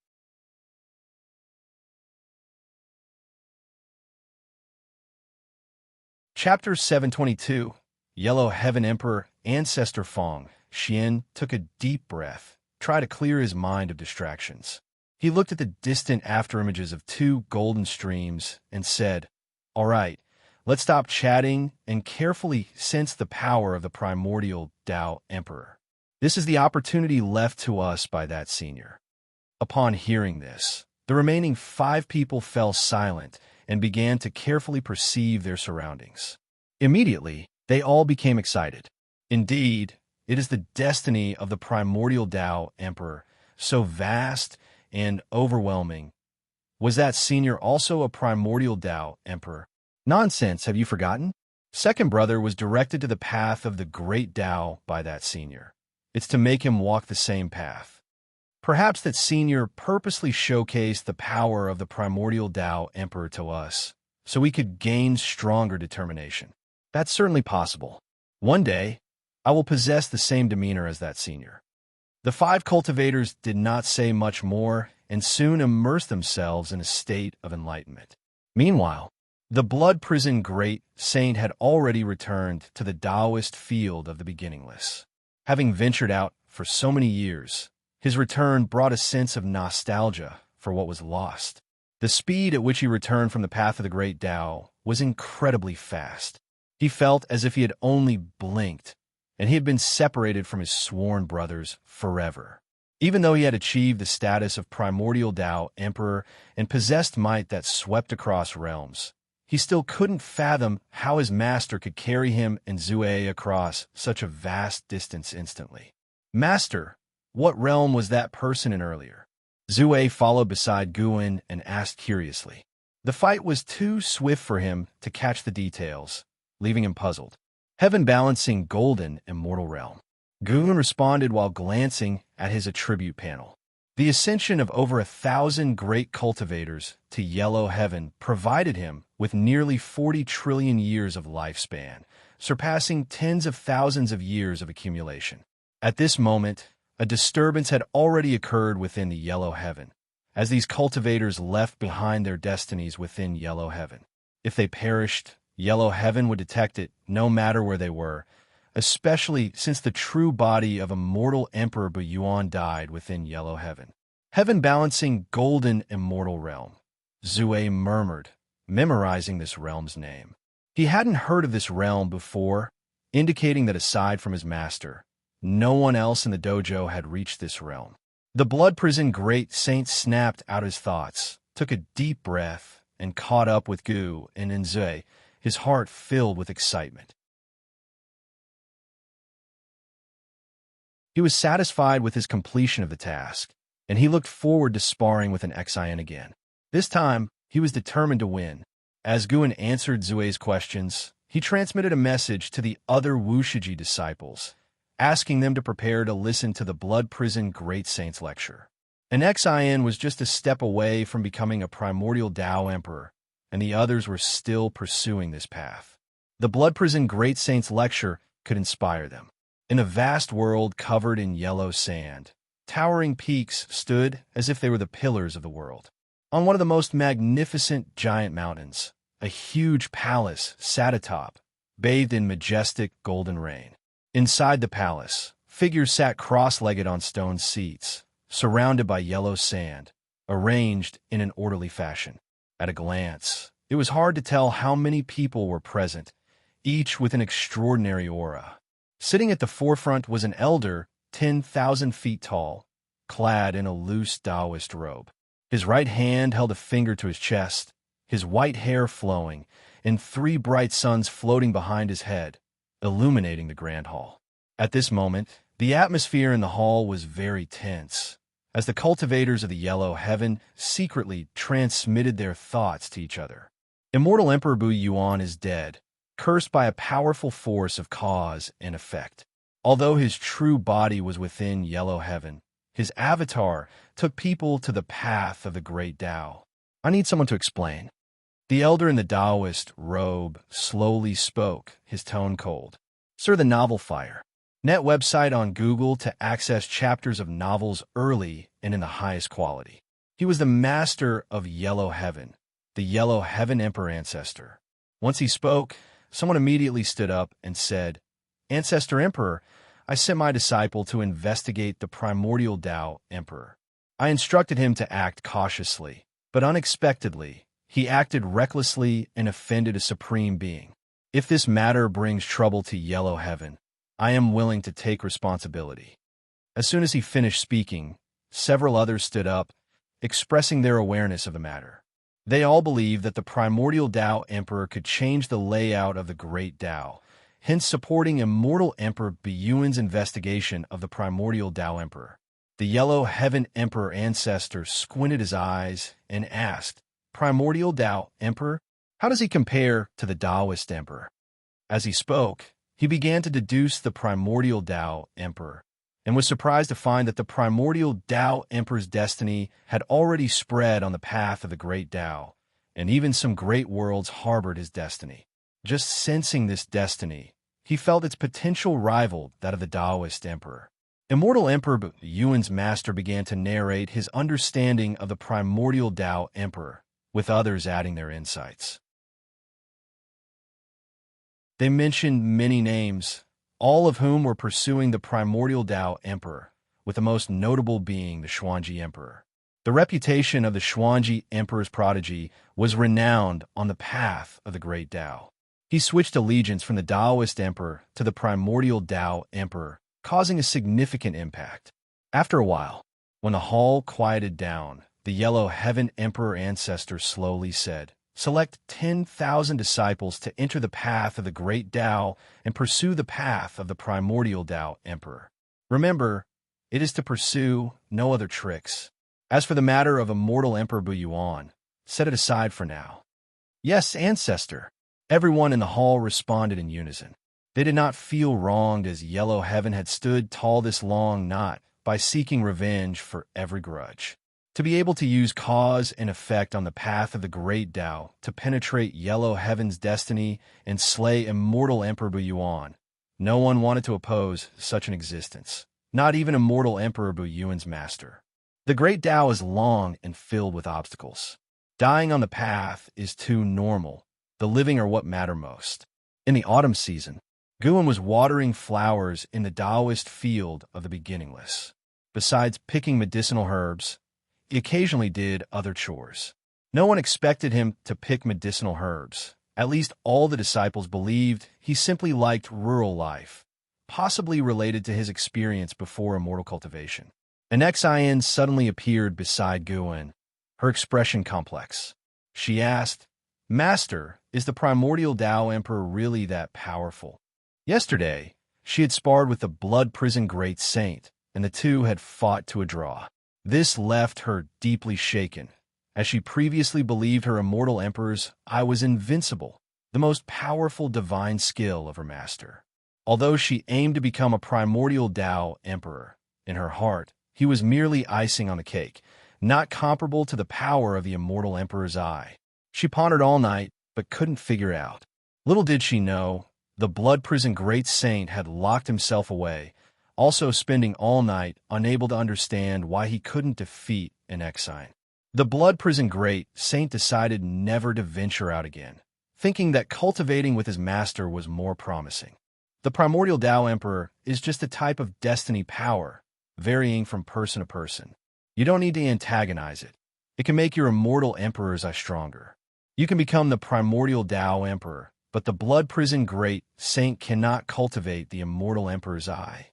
Gu casually replied, "The immortal emperor's eye was a secret inheritance. In the entire Taoist field of the beginningless, only an Xian inherited it. Others were not even aware of the term immortal emperor's eye. If you find any errors, ads pop up, ads redirect, broken links, non-standard content, etc. Please let us know report so we can fix it as soon as possible."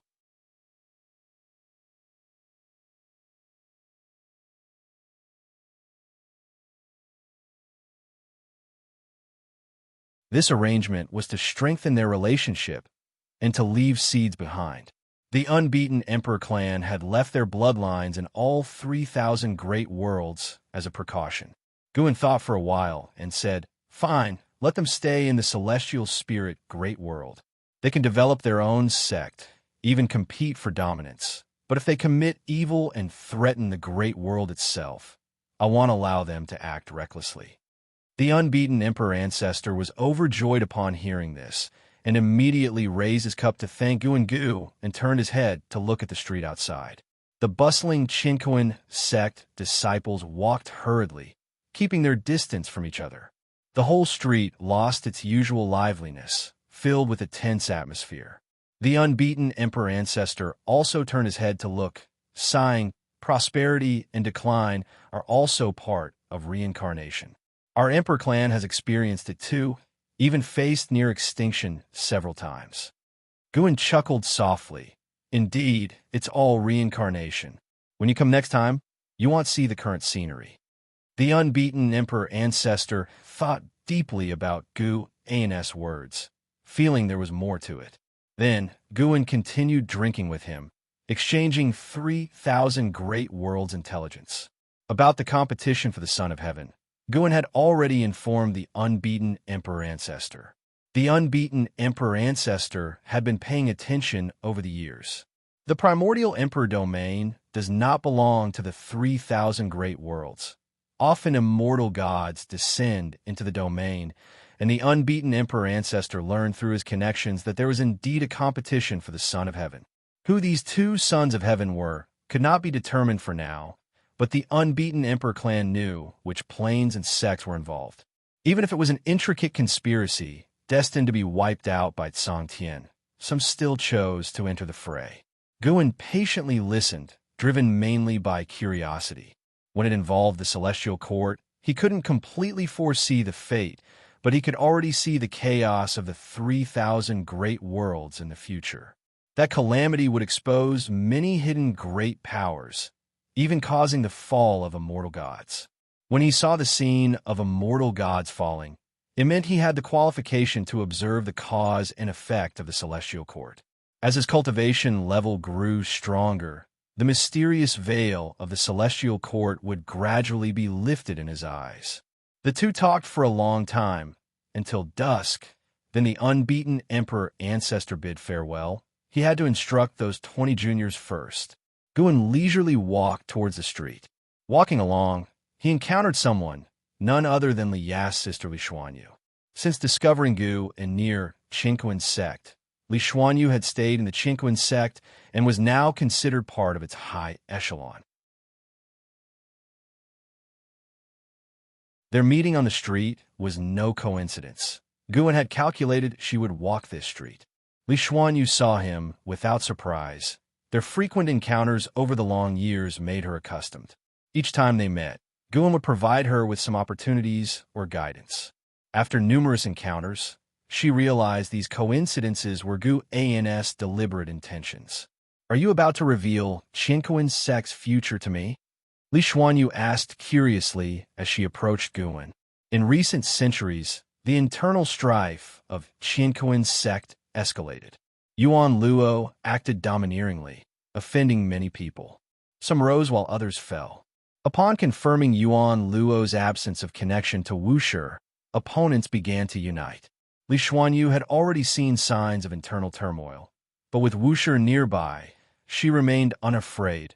Like the old days in the Supreme Sect, regardless of the storm, the supporting Tao sword venerable always emerged to fortify and settle the turmoil. Qinquan sect is about to disperse. Are you planning to return to the Tai Song dynasty or join the Wushi sect? Of course, you can have other choices and prepare in advance. Gu then spoke. He and Li Xuanyu had congenial conversations.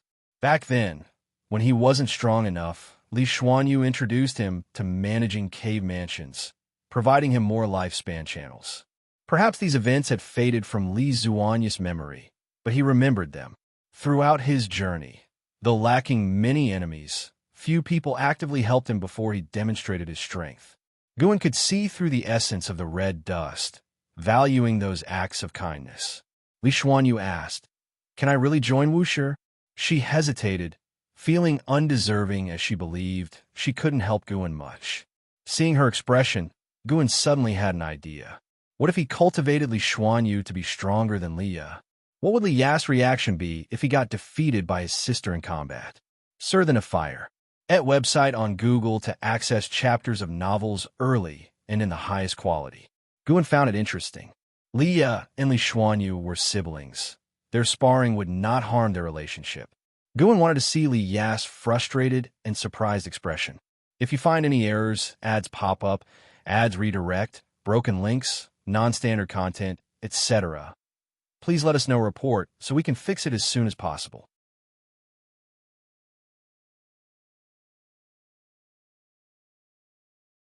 Chapter 724, Surpassing the Celestial God. Of course you can. You don't need to overthink it, but there's one thing you must understand. Once you join Wushi, it's not easy to leave. To attain the Tao, you must endure long, monotonous years. Guan smiled at Li Xuanyu. If Li Xuanyu didn't want to join Wushi, he wouldn't force her. Li Xuanyu nodded and said, "I understand. Following you will undoubtedly grant me power beyond all beings. If left unchecked, it could become a catastrophe for the human world. Freedom and power, one must choose between the two." Is that how you understand it? That's not entirely wrong. In truth, the reason Guan constrained his disciples was simply because they were too weak. Going out too early would likely bring troubles beyond their ability to resolve. He didn't want to always be the one cleaning up after them. You came to invite me personally. How could I refuse? Could you give me some time to handle matters within my sect? Li Xuanyu looked at Guan and spoke softly. People around them couldn't hear their conversation, nor did anyone look their way. This wasn't the first time Li Xuanyu noticed this. Each time it happened, she felt a sense of shock and incredulity. Guan had no objections. They exchanged a few more words before passing by each other. At the same time, on the other side of the human world, in a mountain forest, there was a wooden house where Li Xuanyu, who had grown up, was carving a wooden sword with a small knife. He wore white clothes, a black shoulder sleeve draped over his right shoulder, and his hair was tied behind his head with a grass rope. His defined features were filled with spirit. Clang! The door of the wooden house was pushed open. An elder in a green robe walked out, his face looking rather displeased. He didn't glance at Li Xuanyu as he passed by, transforming into a white light that disappeared at the edge of the celestial vault. Li Xuanyu didn't mind and continued carving the wooden sword in his hand. Liya, dressed in black, walked out from the house, stretching lazily in the sunlight. He sighed and said, "Disciple, why are there so many ambitious people in this world? The Tao Court is a lesson from the past. Trying to unify the world is incredibly difficult." Li Xuanyu, with his back to Liya, responded, "Tao Court didn't fail. They dominated for many years. It was they who chose to dissolve. The major sects in the world might just be renamed Tao Court cultivators. Even with the fall of Tao Court, there are still enchanting and the Immortal Court. They continue to enjoy the world's resources." Liya glared at Li Xuanyu and grumbled, "Brat, do you expect me to lower myself to those sects and become their lackey? Of course not. If you must join an immortal cultivation sect, it should be Wushi, You should follow Master Gu, Li Xianyu replied without turning his head. Ever since he witnessed Master Gu's prowess, he always wanted to join Wushi. Unfortunately, Liu would not go. He understood his master's pride. Men, after all, tend to be proud. If Master Gu were a generation above him, it wouldn't be such a problem, but they were peers. Liu snorted. Wushi is undoubtedly an excellent place. Do you think I don't know that? You have no idea what's on your master's mind. Indeed, I don't. I only know that without me accompanying you, who knows when you might get seriously injured again. Nonsense. Last time was an accident. Let's say it was an accident. Without me carrying you, you would have already been reincarnated. Li Xianyu's words nearly drove Liu mad. This kid was becoming more and more disrespectful. Liu regretted acting impulsively back then. He hadn't figured out his opponent's background before making a move. He wasn't afraid, just that had lost face in front of his disciple, making him uncomfortable. Stop carving that wooden sword. Come, it'll take you to the sword sect for a visit. Don't you want a divine sword? It'll fulfill your wish. Liu stood with his hands on his hips, looking quite pleased with himself. Upon hearing this, Li Xianyu immediately stood up, looking at Liu with joy. Liu enjoyed this look. This was the attitude a disciple should have. The sword sect's reputation now shakes the heavens. Chun Chuan of the sword sect is the #1 sword cultivator in the world. According to you, he counts as my senior brother. Can I ask him for some guidance? Li Xianyu flashed to Li Ya's front and asked expectantly. Li Ya's eyes widened in anger. Is his sword Dao better than mine? You brat, are you trying to betray me? Of course not. I just want to gather the strengths of all sects to create my own sword Dao, Li Xianyu said earnestly. In truth, he believed that Liu wasn't a match for Chun Chuan. Since Chun Chuan had stepped into the free immortal realm, he had never been defeated. In fact, since his rise to fame, he had never lost a battle, unlike his master, whom he had seen lose with his own eyes. Every time he thought of his master, bloodied and on the brink of death, he felt a heartache. Once, Liu was an invincible existence in his mind. Even Master Gu was not considered a match for him. His master's defeat shattered a belief in him. Of course, he wouldn't reveal these thoughts, afraid of hurting Li Ya's feelings. He still respected Li Ya, for Liu was the most chivalrous person he had ever seen. Liu had saved many suffering people like him, never seeking anything in return. Li Ya's last injury was also because he couldn't stand seeing the strong oppress the weak. Just as well, the sword sect is holding the world's #1 sword assembly. It'll challenge him, so you can see who's stronger. Liu snorted, his eyes brimming with fighting spirit. Chun Chuan's fame was immense. Wherever he went, he heard sword cultivators bring up this name, sparking his curiosity. It was one thing to be unable to defeat Guan, but could he not even defeat Gu An's disciple? The world was vast, filled with countless great powers. As a master, he needed to remind his nephew about this. Li Xianyu opened his mouth, wanting to refuse, but in the end, he swallowed his words. Forget it. With Master Gu's influence, Chun Chuan wouldn't harm his master. Above the sea of clouds, figures clad in silver armor, radiating the strong light of the heavenly Tao, stood like mountains. Most of their faces were filled with excitement.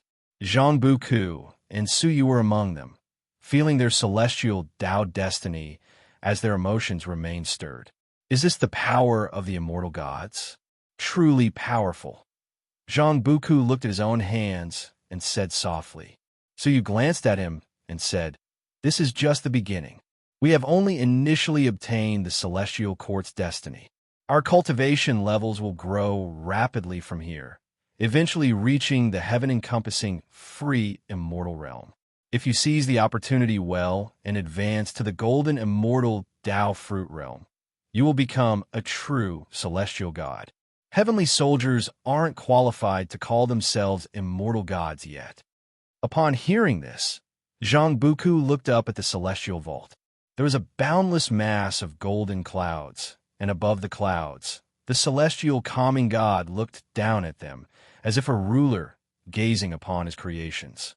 Looking at the celestial calming god, Zhang Buku recalled the humiliating defeat he experienced on the path of the Great Tao. So-called celestial gods were nothing special. CTH novel, IR. Net website on Google to access chapters of novels early and in the highest quality. His goal was to surpass celestial gods. If you find any errors, ads pop up, ads redirect, broken links, non-standard content, etc., please let us know report so we can fix it as soon as possible.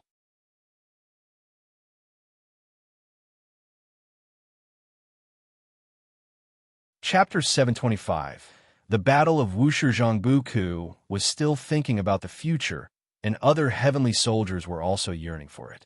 They had endured the trials of reincarnation and finally saw the light at the end of the tunnel. Just as they were immersing in the powerful destiny brought by the heavenly Tao, the overwhelming pressure of the celestial calming god suddenly erupted, suppressing the 100,000 heavenly soldiers. All heavenly soldiers looked up, their smiles fading from their faces. You have endured countless hardships and finally become true heavenly soldiers. Now, I will tell you a piece of good news. The celestial calming god's voice echoed above the sea of clouds, making all the heavenly soldiers tense. Good news? They didn't believe it. Instinctively, they thought there would be another trial. Some heavenly soldiers even showed signs of resentment. Why is the path to immortality so difficult? 2 sons of heaven will use the 3,000 great worlds as a chessboard to engage in a grand game. You will follow me to support one of the sons of heaven. The sun is the child of the celestial emperor. This game will involve many immortal gods. If the sun we support wins, you will all benefit, and some of you may even directly become celestial gods. This is a rare opportunity, one that I have never encountered. The celestial calming god's words reached the ears of the 100,000 heavenly soldiers, making them fantasize wildly, and some even began to whisper among themselves. A contest between the sons of heaven. TSK, it starts again, truly relentless. Suyu marveled. Zhang Buku glanced at him and asked in confusion, "You even know about the contest between the sons of heaven?" Suyu replied, "I heard about it from a senior. The contest between the sons of heaven always uses the 3,000 great worlds as a chessboard because the 3,000 great worlds have no deep foundation. Song Tian can easily restore them. Many sons of heaven, to prove they are more suitable to be the celestial emperor, will rally support and engage in a battle that attracts the attention of the celestial court." Zhang Buku asked in surprise, "Can the position of celestial emperor be hereditary?" In his view, the celestial emperor was the strongest among the immortal gods. How could the position of celestial emperor be passed down? Moreover, the reason human imperial power is passed down is because emperors die. But the celestial emperor is the most powerful immortal god. How could he die? Who knows? Maybe the celestial emperor is just toying with them. But there are always some sons of heaven who believe it, Suyu responded. Zhang Buku felt strange emotions. He felt as if Suyu was mocking the celestial emperor. Standing on the colorful clouds, the celestial calming god gave Suyu a deep look, then scanned the 100,000 heavenly soldiers and said, "The 3,000 great worlds will be divided into 2, led by celestial gods. Before the grand contest begins, the strength of both camps will be equal, overseen by high-ranking immortal gods. This is a rare fairness. You all have a 50% chance of winning. The rest depends on your efforts." His voice was like heavenly thunder, deafening. A heavenly soldier couldn't help but ask, "If we lose, what will happen to us?" Sar the Nelfer. Net website on Google to access chapters of novels early and in the highest quality. With this question, many heavenly soldiers immediately echoed, questioning the celestial calming god. Having finally become heavenly soldiers, they had to face another trial. Who could bear it? "If we lose, I will be punished along with you. Don't worry, your celestial court destiny won't dissipate. You just need to make amends. With the destiny of the celestial court, you all are immortal and indestructible beings." The celestial calming god's answer calmed the heavenly soldiers' unease. Zhang Buku noticed that Su Yu seemed to be mocking the celestial calming god. Could heavenly soldiers die, too? Zhang Buku was deeply worried. He wasn't afraid for his own safety, but was concerned about the calamity that could cause even heavenly soldiers to fall. How terrifying would that be for all living beings in the great thousand worlds? He was still concerned about the celestial spirit, great world, and those old acquaintances. Before this grand contest begins, I will personally preach to you, so you can quickly improve your cultivation level. Strive to reach the heaven-encompassing, free, immortal realm before the grand contest. The celestial calming god's voice echoed again, and this statement excited the heavenly soldiers. In any case, being able to quickly improve their cultivation level was an immediate benefit. Time flew like an arrow. 300 years passed swiftly, and the Qinquan sect eventually erupted into internal strife, causing the 9 spirit continents people to suffer. Guan dispatched an Xin to expel all cultivators of the Qinquan sect. In the courtyard, Guan was planting medicinal herbs. Li Xuanyu followed behind him, curiously asking, "Can an Xin alone drive out the Qinquan sect?" The current Qinquan sect is not simple. Not only Li Xuanyu, but Yi Qingshan and 4 others had also moved into the Taoist field of the beginningless, each establishing their cave mansions. Once they arrived at the Taoist field of the beginningless, Li Xuanyu and Yi Qingshan were all surprised. They didn't expect that the Taoist field of the beginningless harbored so many powerful figures and talents. Not to mention the strength of Blood Prison Great Saint, LV Xian, the Celestial Demon Child, and others. The talent of the 3rd-generation disciples was visible to the naked eye.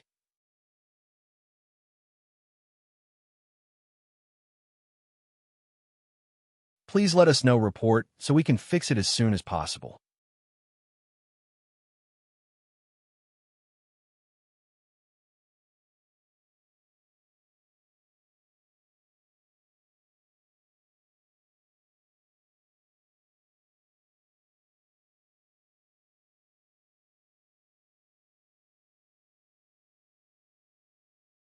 Chapter 727.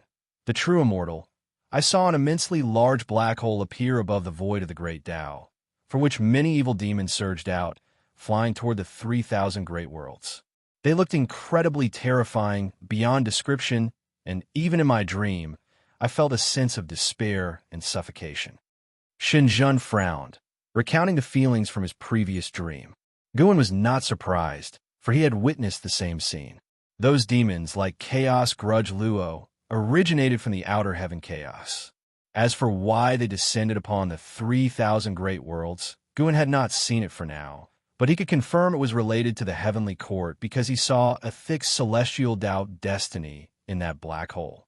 Shun Jun continued to speak while Guan was refining treasures, listening intently and occasionally responding.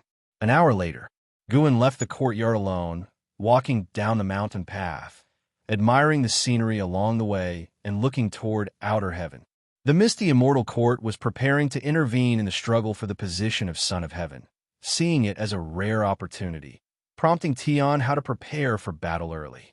Since joining the misty immortal court, Tian Hao had undergone many trials and tribulations, which overall had gone smoothly, making him now one of the most prized prodigies of the misty immortal court. His identity as the reincarnation of the Son of Heaven had not yet been exposed.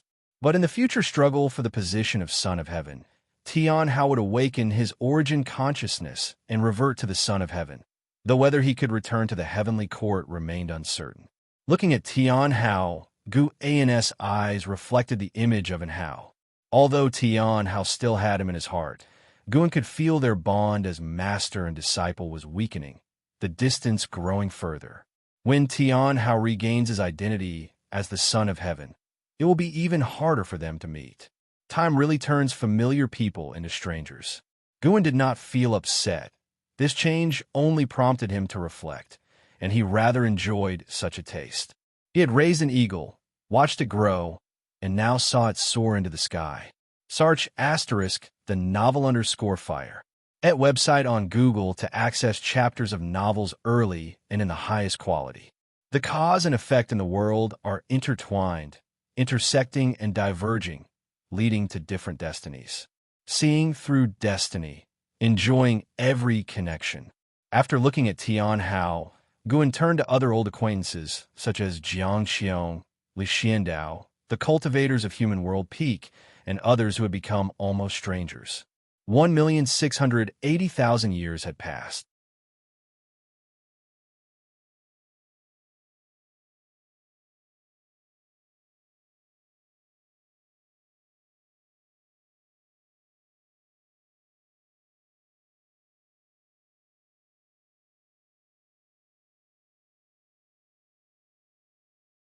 As he spoke, Guan took off a string of wooden tokens from his waist, the transformed forms of the 72 immortals of Jin Dong, and tossed them to Tai Immortal Monarch. Tai Immortal Monarch looked at Guan with deep meaning in his eyes and cautiously asked, "Do you intend to enter the celestial court, or do you have other plans?" Guan was extremely powerful and of mysterious origins, so he had to be cautious. Even if he offended Guan, he could rely on the celestial court's destiny to remain immortal. But if Guan intended to oppose the celestial court, it would cost him his life. Immortal gods might compete for their own interests, but when it came to the safety of the celestial court, they would all stand united. This was one of the functions of the celestial Tao destiny. Rest assured, I have no intention of opposing the celestial court. Tian Hao and I merely have a coincidental connection. During your reincarnation, his immortal god mentor, Eternal Life Venerable, came and offered me a chance to ascend to immortality, which I gave to another of my disciples. Of course, you can leave now if you wish. It's entirely up to you. Guan said with a smile. With Yang Jian's ascension to immortality, his conflict with the celestial court was less significant. Once Tai, Immortal Monarch, returned and understood the situation, he would probably not dare to oppose him further. Of course, his confidence also came from his own cultivation level. Though he couldn't say he was invincible, there weren't many in the celestial court who were stronger than him. Tai, Immortal Monarch, smiled bitterly upon hearing this. He believed Gu An's words and merely thought his previous actions were too obsessive, or more accurately, too arrogant. I am willing to stay, and the 72 immortals of Jin Dong will remain as well to see what we can leave behind for this human world. Tai, Immortal Monarch, said, not out of sudden kindness, but knowing that with a terrifying great power like Guan here, the celestial spirit great world was bound to transcend the 3,000 great worlds and become a higher plane. He was willing to add glory to this and show goodwill to Guan Gu and did not reject this. Looking ahead at the mountains and rivers, he smiled and said, "Look, is this human world scenery really so inferior to the heavens?" Tai, Immortal Monarch, looked into the distance and replied, "Heaven and earth are the most perfect creations of the great Tao, each possessing its own beauty. But immortal gods live too long, and everything eventually loses its novelty. It's not just immortal gods. Every Taoist feels the same. Don't you think so?" Ia the Oval Fire. At website on Google to access chapters of novels early and in the highest quality. If you find any errors, ads pop up, ads redirect, broken links, non-standard content, etc., please let us know. Report so we can fix it as soon as possible.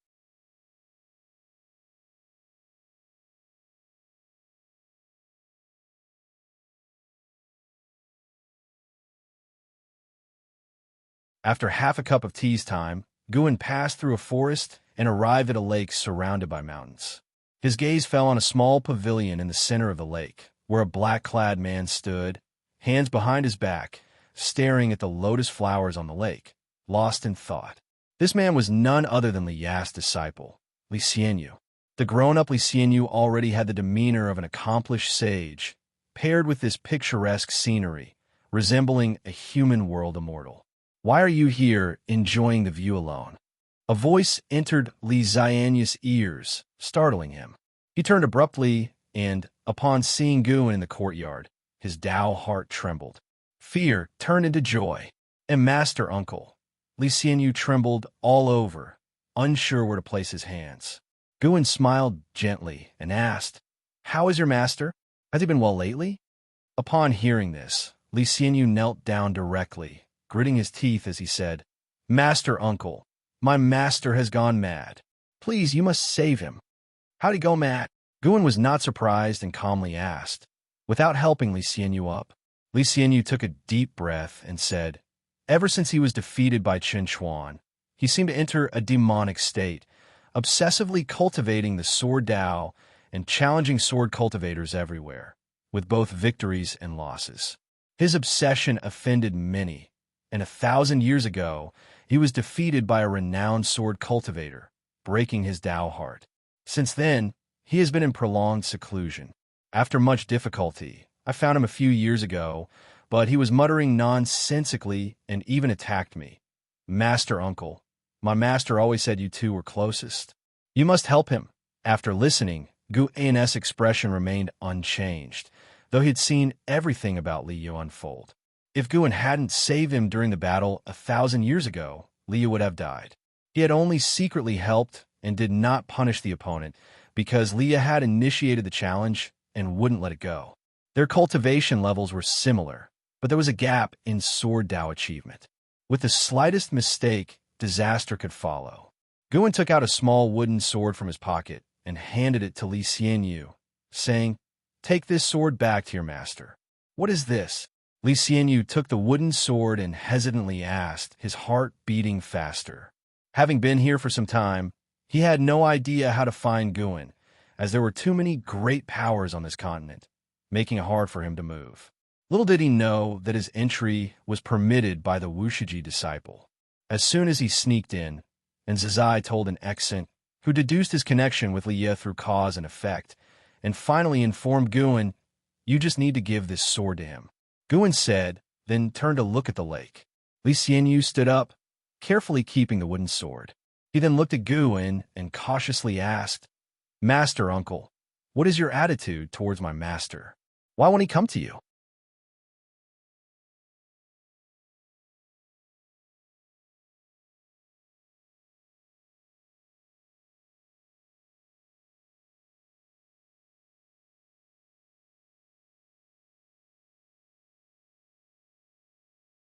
The struggle for the Son of Heaven is unstoppable. It is both a crisis and an opportunity. I know why you have come.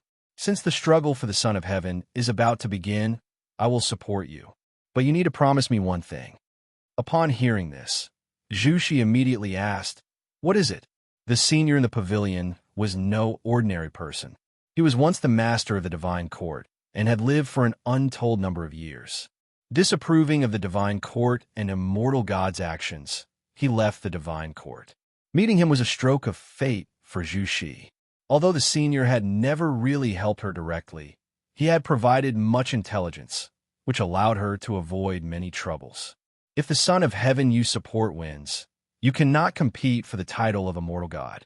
The ancient voice said slowly. Zhu Shi felt puzzled and asked, "If we do not compete for the title of immortal God, why should we support the Son of Heaven? Do you have any other options?" Zhu Shi fell silent. The Star Monarch personally came. She and the Holy Court probably had no choice but to comply. I have never experienced the struggle for the Son of Heaven, but I once saw some records in a certain ruin on the path of the great Tao.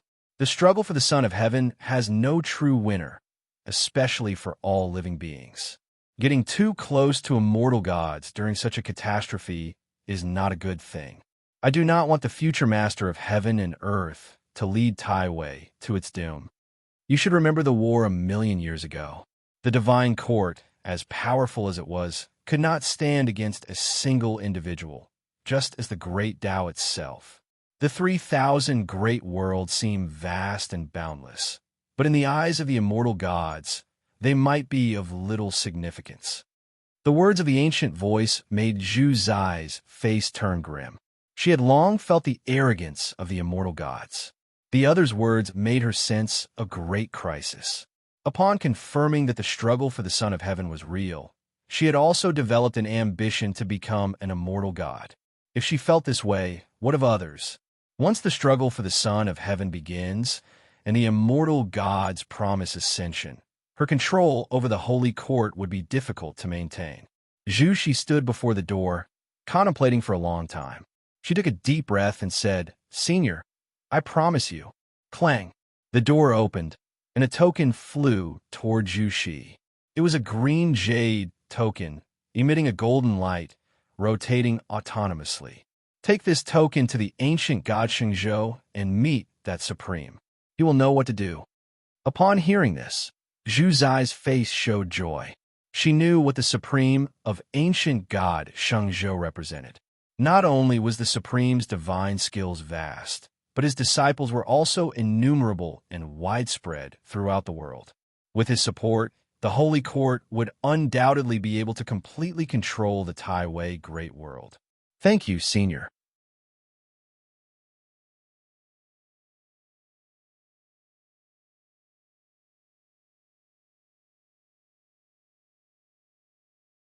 Chapter 731. The Celestial Emperor's only mount time flies like an arrow. 500,000 years have passed since Li Xianyu left. Within the Taoist field of the beginningless, Guan sat by the lake painting. What he painted was a landscape, but his thoughts drifted outside of the nine-spirit continent. Li had shown extraordinary comprehension in the ways of the primordial Tao Emperor, achieving such a level in just 500,000 years. During this period, he hadn't sparred with others, instead immersing himself in his cultivation. Even though he remained low-key, his disciple Li Xianyu, on the other hand, stirred up trouble. Li Xianyu fell in love with a woman, but that woman had been betrothed by her family. She left her family to escape the engagement and then coincidentally met Li Xianyu.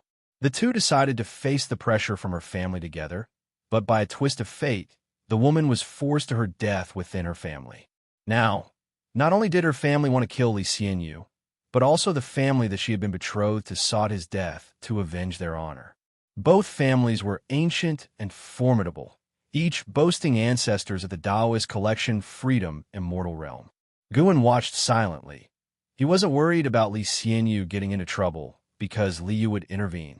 The upcoming battle for his disciples' rescue would see Liu exhibit a sword Dao that would shock the world, establishing him as the foremost sword cultivator in the world.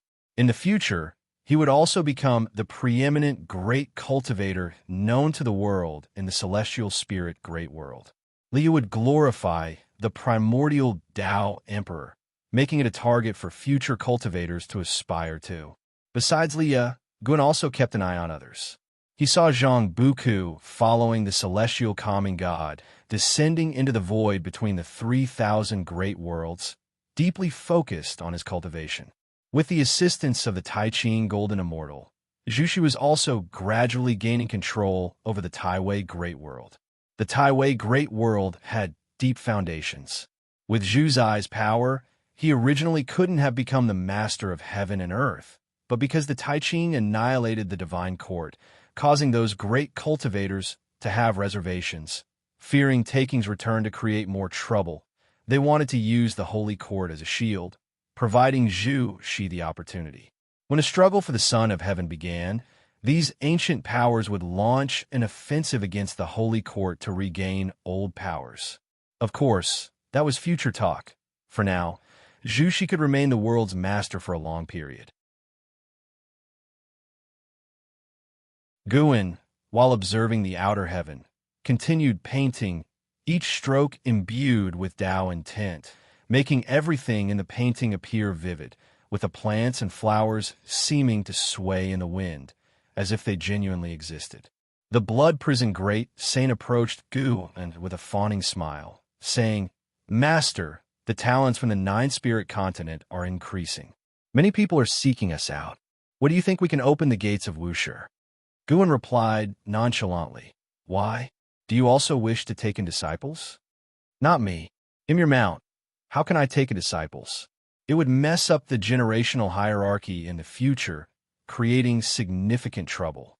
I just feel that Wushi should expand, especially since the nine-spirit continent has developed a solid foundation over these years." The blood prison great saint laughed. The stronger Wushi became, the more he would benefit. Thinking of numerous Wushi disciples admiring him made him excited. He even had bigger ambitions. He aspired to become the sole mount of the celestial emperor. Guin said softly, "Once this gate is opened, it will be like a surging river that cannot be stopped." "Master, why block it? If you're afraid of trouble, you can let Xin and us manage it. If you're worried about the younger generations causing chaos, you can establish strict sect rules," the Blood Prison Great Saint asked, puzzled. He never considered that Guin was wary of the celestial court. In his heart, Guin was the strongest, and Wushi's distance from the celestial court was unfathomable. Besides, there were many sects more powerful than Wuxia in the world, yet they hadn't faced divine retribution. Guin was also pondering over problems. Though he always said he didn't want to establish a force, in reality, he continuously took steps towards it. Moreover, he couldn't always shield his disciples. It was time for them to stand on their own. Seeing Guin stay silent, the Blood Prison Great Saint stopped speaking and gazed at his painting. This painting, the Blood Prison Great Saint's eyes lit up. Though the painting depicted the scenery ahead, he saw the vast 3,000 great Tao within it. The rivers of Tao surged, ceaselessly flowing, like a kaleidoscope of myriad scenes before his eyes. Guin stopped his brush and handed the brush to the Blood Prison Great Saint. "You will finish the next part of the painting, and then show it to me." Leaving these words behind, Guin turned and left, the Blood Prison Great Saint holding the brush, his eyes filled with anticipation. He immediately forgot about Wushi's expansion, focusing solely on painting. Guin walked into the mountains and arrived at the other end of the human world. Human World Peak, heaven-defining peak. Sir, the novel Fire. Net website on Google to access chapters of novels early and in the highest quality. Over 3 million years had passed, and he remained the peak master of heaven-defining peak. He hadn't intervened much in Human World Peak, and hence, Human World Peak had not become a top major sect of the present age.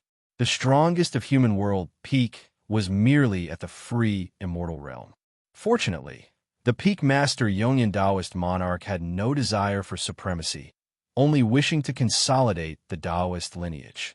Precisely due to this ideology, time passed quickly for Human World Peak. Guin had just arrived when Yongyan Taoist monarch appeared in his courtyard. "Peak Master, you've been waiting for me." While picking medicinal herbs, Guin asked. Yongyan Taoist monarch couldn't catch his presence, but could perceive the movements within the courtyard, of course. This was also because Guin wasn't deliberately hiding. He had countless ways to prevent Yongyan Taoist monarch from noticing his arrival. Yongyan Taoist monarch donned a white Taoist robe, exuding an immortal aura. His smile was kind and approachable. Within Human World Peak, he was deeply loved by the disciples, who all believed him to be a good person. "Indeed, I have encountered some confusion recently and wish to seek your guidance," Yongyan Taoist monarch said with a joyful smile. Guin returned once a month, and over time, the two had become friends. At least that's what Yongyan Taoist monarch thought. Since knowing Guin, he had always found him mysterious, suspecting his cultivation was exceedingly high. By now, he even thought Guin might be a Taoist collection free immortal, as even the free immortals in their sect couldn't detect Guin's movements. To him, a Taoist collection free immortal was an immense existence, although there were still the profound Yuan free, immortal, heaven-encompassing free immortal in the world. As for the supporting Tao, sword venerable, that was for him an unimaginable legend. Guin didn't stop his hands, casually asking, "What confusion would I be capable of resolving?" Yongyan Taoist monarch laughed. "It's about the primordial Tao emperor. Didn't I mention before that I obtained an opportunity related to the primordial Tao emperor? I intended to give it to you, but you refused.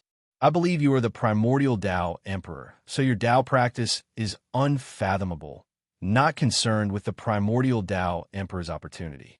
Guin didn't respond. The opportunity related to the primordial Tao emperor wasn't given by him to Yongyan Taoist monarch. With the continuous emergence of primordial crystals across the 3,000 great worlds, the celestial spirit great world had them too, and Yongyan Taoist monarch had acquired one. One could say Yongyan Taoist monarch indeed had no small amount of fortune. All right, I haven't achieved the primordial Tao emperor either. I just explored it earlier than you. Guan responded helplessly. Yongyan Taoist monarch smiled even more. As expected, you are hidden in the human world peak, probably to better achieve enlightenment, right? If you find any errors, ads pop up, ads redirect, broken links, non-standard content, etc., please let us know report so we can fix it as soon as possible. You're tuning into the Romance Rendezvous YouTube channel. We're so grateful for your support, and don't forget to subscribe to join us on this incredible journey through captivating stories. Your generosity through donations truly makes a world of difference, as it's the primary source of revenue that allows me to expand and enhance this channel for you.